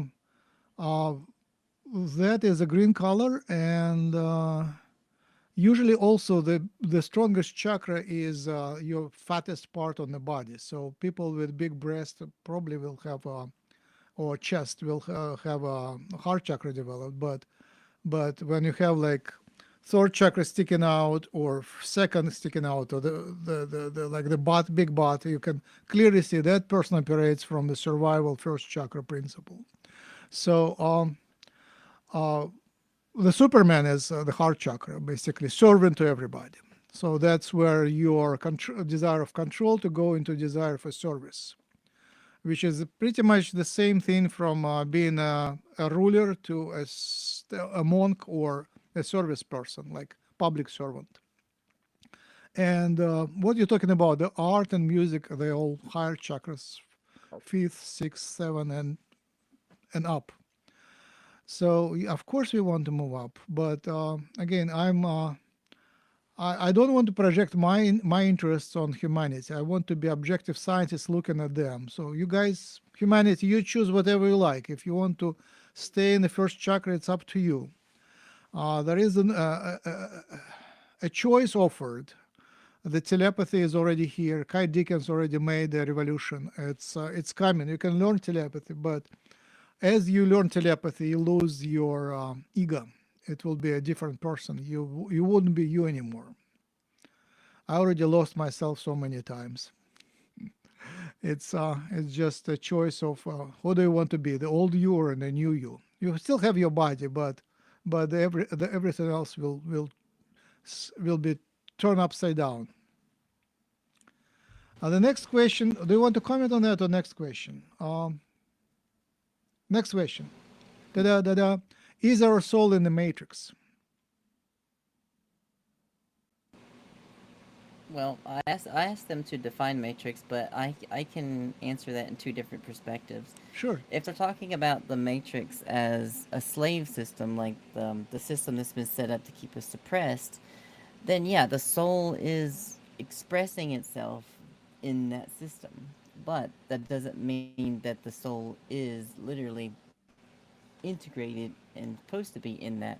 No, but so if you define matrix as reality in the universe, then yeah, definitely the soul is a fractal version, a tiny little fractal of God's source consciousness. But even though we're a tiny little fractal, we're also infinite inside of us. So we're a drop in the ocean and an ocean in the drop. So I hope that answers that question.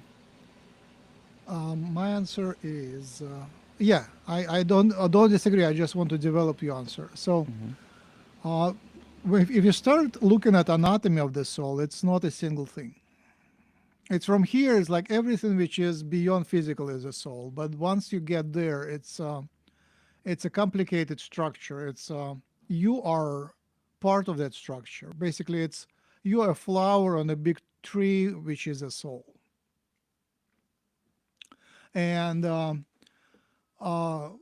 the universal consciousness is one. It's undivided to one point or everything at once. So the soul is evolved. It's a branch of a huge tree, which becomes you. So in the soul is past incarnations, essentially your talents and your traumas and what makes you energized. Essentially, it's karma. What is interesting to you. Everybody is here only because we are driven by our karma. If you lose interest in anything, even in chocolate, then we are not here. Like, I mean, there is at least something holding us here. And when I think, look, oh gosh, I'm still interested in that, and that. That's what energizes us. If you try to inhibit all your interests, like Buddhists, a traditional Buddhist tradition is, you inhibit everything, you stop being interested in anything, and then you pop up not only from this life but from the incarnation cycle, which is called samsara. So essentially, from that you realize the soul is a construct which keeps together your incarnations and accumulates. So it's some sort of self. There is some a ball of energy, ball of information, which drives that body. And somewhere in that soul, there is like an alien which drives you, and then there is probably possibly a high alien that drives that alien. So there is a whole chain, and at some point you become one with everything. But you don't have to wait to go upstairs through the multiple levels. You can go right from here to become one with everything. It's very easy. It's quite possible, and my crowd, like Ramdas and everybody else, like that's what we do. We oscillate between being here in a physical body and having our preferences to going out there and being one with the universe and being the universe. It's becomes a practice, back and forth, to do.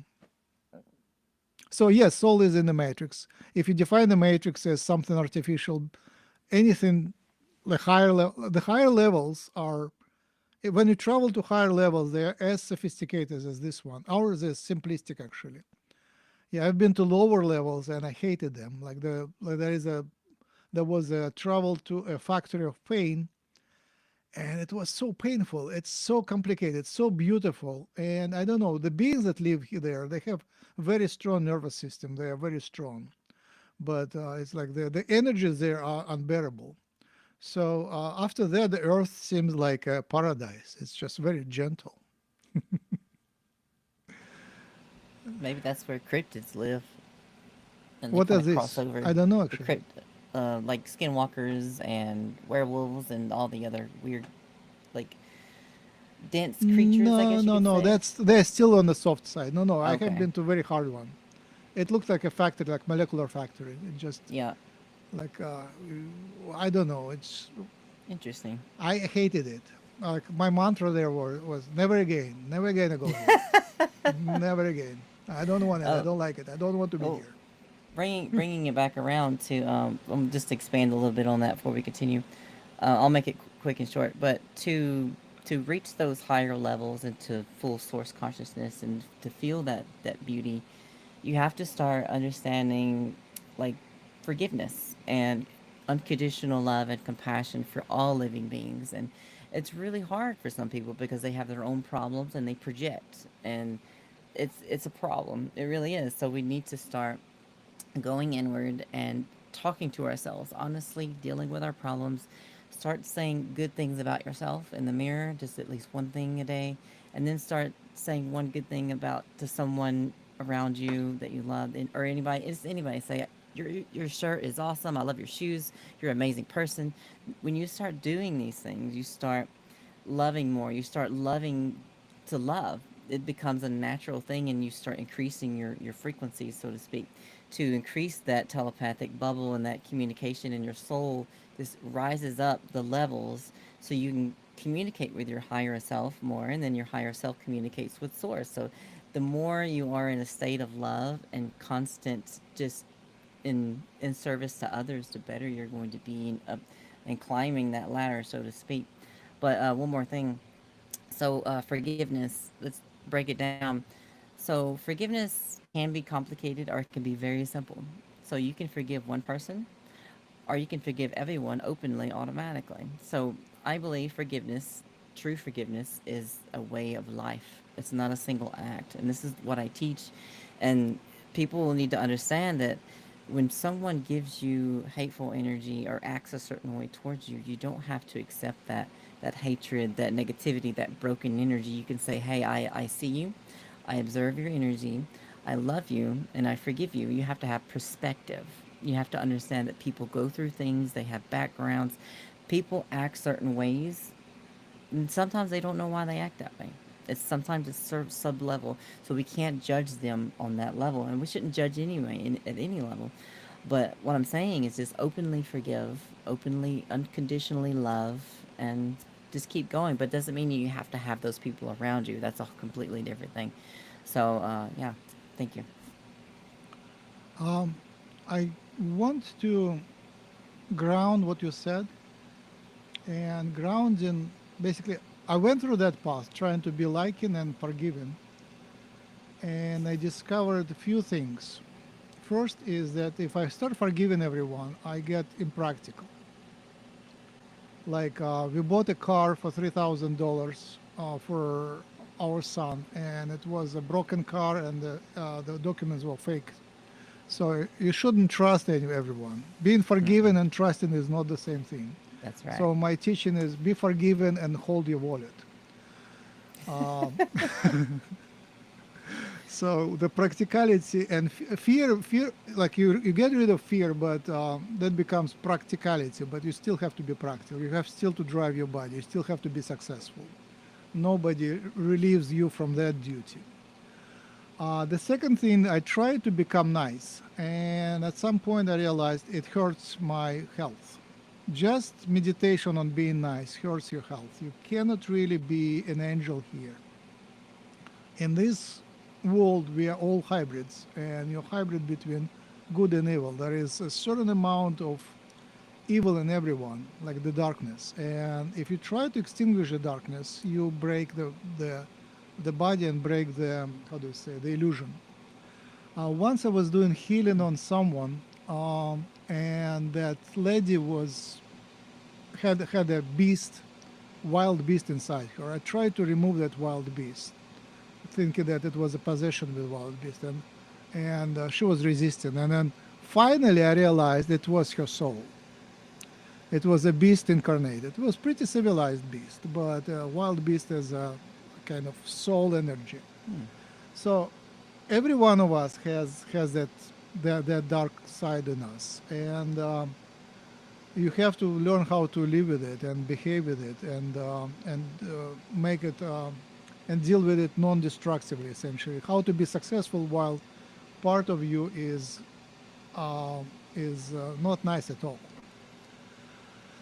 That is an open question. It's poorly studied, but it is studied. You can find it out.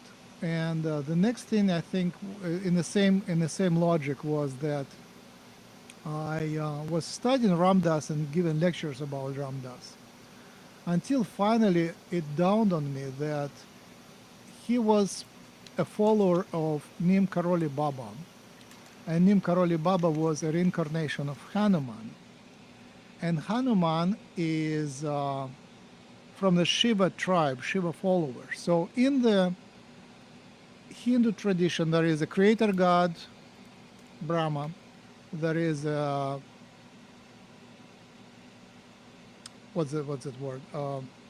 Keeper, continuer, preservation god, which is Vishnu, and there is a destruction god, Shiva. So Hanuman is a servant of Shiva. So the tradition of Ramdas is actually Shiva servants, and there is only one temple of creator in India, in India, and there is millions of temples of Shiva. So there are lots of Shiva worshippers. There are Brahmins, but there are lots of Shiva worshippers. And for me, like I was always thinking that I'm on the side of the creation, and I'm a good in creation. But then I realized that there is that archetype of joker and jester, which is Hanuman, which is right in between. And the jokers often wear the clothes of checkerboard, white, black squares, symbolizing that they are hybrids between light and dark. And that is a very interesting hybrid which has a role in this society. And that is one who is allowed to say things which others are prohibited of saying, the Joker. And that is the one who is the wise man who actually knows this stuff. Basically, you cannot really, if you're full of light, you cannot really understand the darkness. And if you're full of darkness, you cannot understand the light. If you're a hybrid, you can see the whole picture. And with that, lots of other things come. Like when I join some projects, I realize that although I see the whole project and I want to help, but when I actually start helping, the project falls apart. So I have that, what's that word? The opposite of blessing, the karma, the magical spell, the spell with me that if I want the project to succeed, I should stay away from it. That's what I do as well. Yeah. we So something So else. I keep the distance. I help people, but actually I keep the distance from people. It's a recent realization, but for the last few years I kept the distance, and I found that stand-up comedians are of that gesture archetype. So I found that I'm basically a pretty good stand-up comedian. That's what I am, with a lot of darkness inside, and that's why I'm staying on this timeline, which is pretty dark but has hope. So I'm afraid that you guys will end up on the positive timeline with the contact, and I'll still be here preaching about that the contact is coming, but I don't know when I will see it. Hopefully, I will. Maybe I need to do some another in inner transformation. But basically, the message is no one is absolute angel. There is no one absolutely like even Mahatma Gandhi. He had sins. Leo Tolstoy or whoever, any of the positive guys, Ramdas, they still had a dark side, and you just have to live with it, embrace your dark side, and work with it. But also, that's another one of the functions of art, is that the darkness goes into art. Look at someone like Stephen King, who writes endless darkness, but as a human being is a person of great sort of lightness. And as a as a again, this thing of art being de-centered from civilization, well, it's also taking away a mechanism by which people can understand their own darkness and can understand their own light. Thank you. And another question. It's a Ramdas related question. How does one get free? I have dreams where I have to interact with weird bosses. Art, Art, art, yeah, that's probably art. yeah, art, Make music. the making of art without any commercial aspiration or any function for that art outside of the art that you are making at that moment, at that time, which will be a complete unique moment in history that only you could have done. I would say art, and also reading and listening to everybody, listening to other people, looking at different points of view, reading things you might not normally read, watching films you wouldn't normally watch, and singing. Singing. We have this astonishing thing. We can yodel across mountaintops and transmit messages, but singing also is a poetical mechanism. We don't even understand why we sing, why we create pictures and then like to move the pictures about. I think all the tools for personal liberation are there and we have them. I think all the tools for fixing society are there and we have them as well. But I think people in capitalism get told that if they're doing things which aren't to eventually generate money, that it's a waste of time. But the majority of human creativity, the vast 99.999% of human creativity has not made money, and that's not what it's for. It's for finding out things. Art is like science. It is a form of research into the nature of reality, and everybody can do it, and everyone will do it in a completely different way to the person next to them. That's right. I want And to it's a way say, of, sorry. Natalie, Yes, it's also go a ahead. way of transmitting or transmuting your darkness into a form where you can just release it. And it's Yes. like it's taking it from in here to out here and kind of like trapping it in the art, so to speak. But you're also figuring, like you said, Ergo, it's about expressing yourself and also looking at other people's art and understanding yourself through other people's art. So it's like an echo. We're all echoing back and Yeah. forth. We're creating art for other people to help their darkness. And like, Yeah. sometimes like I used to 3D model monsters and I create these dark arts. A lot of people haven't seen my dark art. I do create like, you know, monsters and stuff. But it helps me get that out and not become a supervillain. Instead, I'll be a superhero, you know? So you have to have that channel, that source of flowing into and transmuting that and understanding you have to accept the darkness inside of you, but it doesn't mean you have to act upon it in an unhealthy way. Yeah. You have to say, okay, I see you, I observe you, I do not want to become that, but I see you and I won't ignore you. but this is what we're going to do about it. We're going to transmute it in another way. And that's the part of being a biological being, whether you're a hybrid or a human or whatever. It's understanding how to piece everything together and understand yourself in many different facets in the reality in the universe. Like, yeah, yeah. Okay, I wanted to say that angels and aliens are not the same thing. Aliens have their evolution, they evolve genetically, and angels are created by on a factory by God. So they are essentially agents of God. They basically they don't have their own free will. Their free will is the free will of God, of the primary universal consciousness. So I met angels here, and sometimes they incarnated here to get the experience of living as humans. Then they have free will, but then they come back and they lose free will.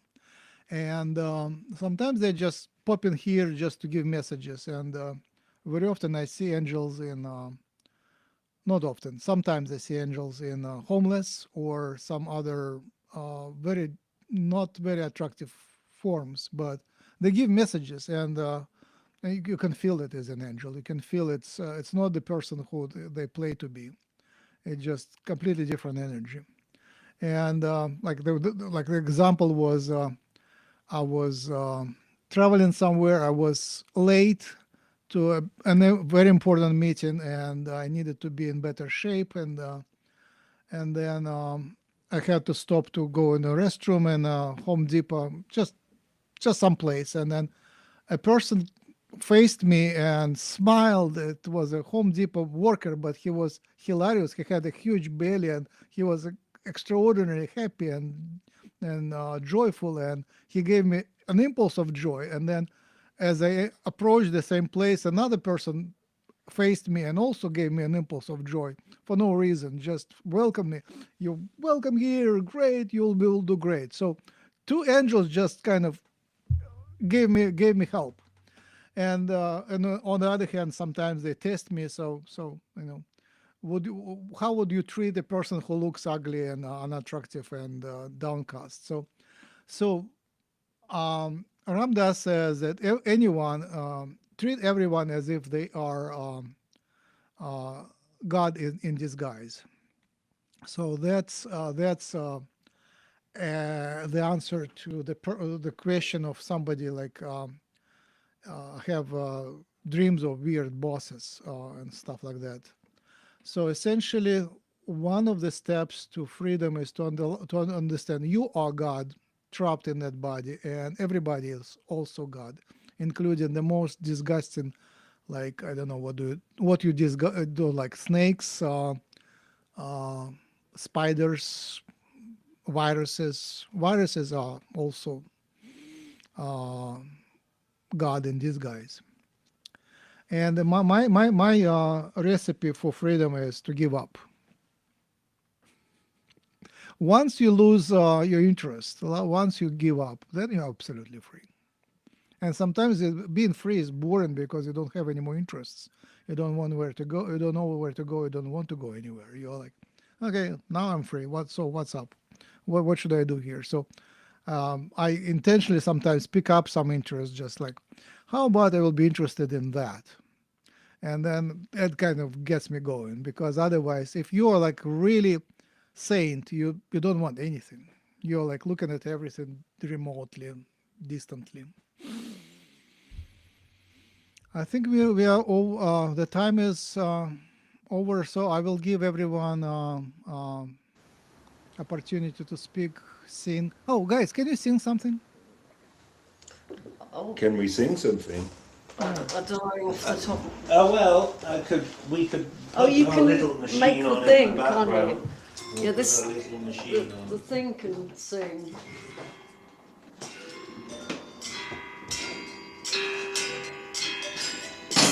It's object-oriented ontology music. They get to sing. We can hear Yeah, it. the machines get to have a little sing. Move the chair so it's more visible. Yeah, great. That's a good enough.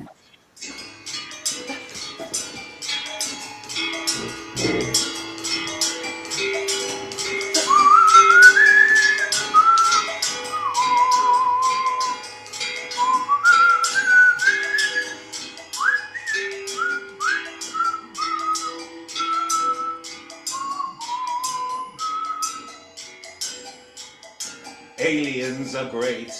Aliens are great. It's all gonna be fine because that's what is gonna happen, and then we'll all have interesting interstellar sort of universities, and yeah, that's the song. That's our song.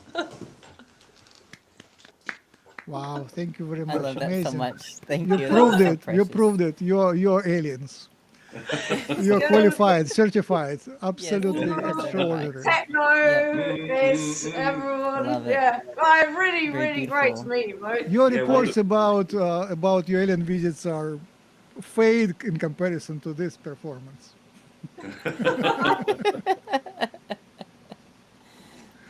What a beautiful expression of source. Thank you so much. Nadalee, I guess your turn. Whatever you want to do for closing. Yeah, I'll do my light language as usual. Hang on. Ah, just a disclaimer. I have to do this every time. It may do different things to your body. Drink lots of water. Ground. Uh, it's very helpful for a lot of people. So don't listen with your ears. Listen with your heart. And just take a moment and relax before I begin.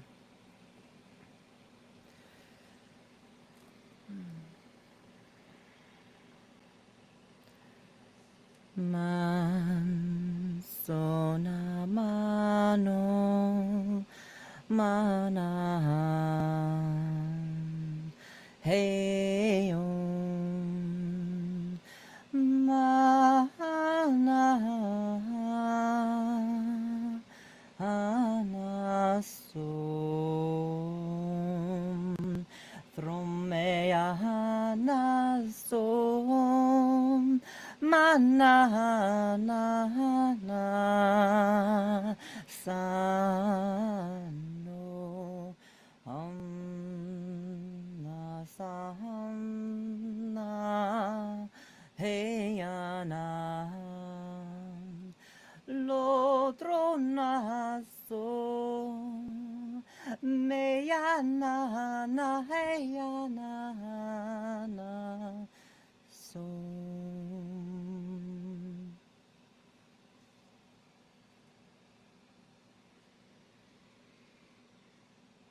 That was beautiful. Thank you so much. That was really, really beautiful. Thank you. Thank you so much. Okay, I'm doing my piece. That's from my planet.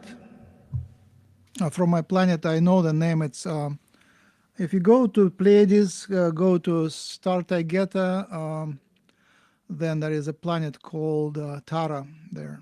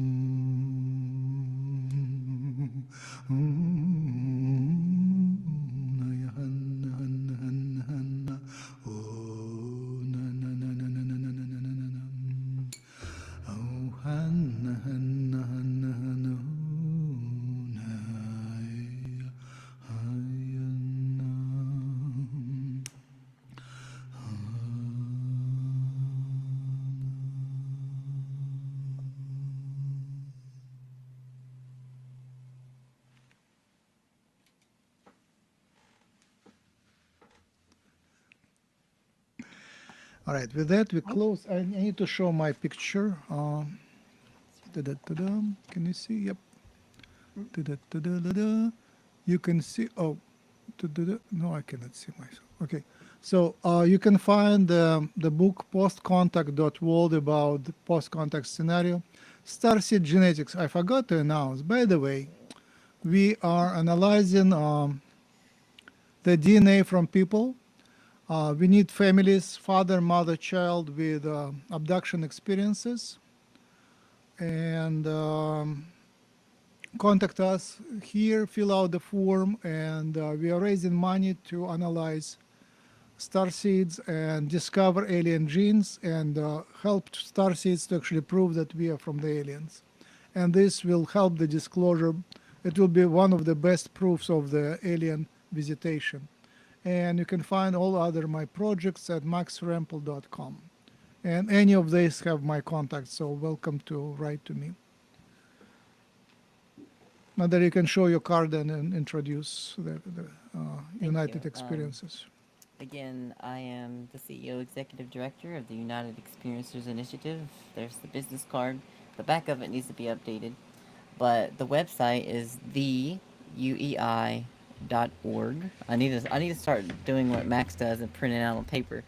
But it's theuei.org. If you want to make a difference in the world, whether you're an experiencer or not, if you want to support disclosure or a healthy planet or healthy people, please join us there and sign up. We really would love for you to join us there. Yes, it's theuei.org, and we are accepting donations through the website now. It is all set up, but we're still waiting for the 501c3, the actual 1023 form to be approved to be tax deductible. So currently, right now, it's not, but it could. What's the word? Go back. I forget that word. Retroactively. Yeah, retroactive. If it gets approved, it So could we'll be give you a receipt retroactive. one way or another. Don't Yeah, worry about absolutely. tax deduction. Anything And where is do the helpful. money go? Yeah, dollar, whatever, it doesn't matter. Anything is very helpful. We need funds to get everyone together and start doing different things for the community, cleaning up the environment, all kinds of stuff. So I believe the UEI is going to be a really big thing, and I feel it. I've been told that by the ETs, and it's time for us as a collective to come together and actually make a difference. And we need that centralness to come and something to gravitate around to be able to help, And then you can go forth and do your own stuff on the side as well. We're not saying that you exclusively have to be part of us and do, but we're planting that seed and giving people that place to gravitate towards. But anyway, you can also contact me at Nadalee, Nadalee, at theuei.org, or you can contact me. My phone number, 423-389-4463. You can text me. That's my business number. And I just love you all so much. And let's make the world a better place. And it starts with you. It starts with everyone coming together to, compassion. All that good stuff we talked about today. Love you All guys. right. Thank you very Really much. nice. And Thank you so much. Right. Erga and Lottie and Nadalee, thank you for joining. The guys on TikTok, thank you very much for watching us and thank you for your comments. The guys on YouTube, thank you very much. And ladies on YouTube, your comments were wonderful. Thank you very much. And you can find us on all those sites we just showed. Goodbye. Yeah. Bye. Don't hang up yet. Yeah, don't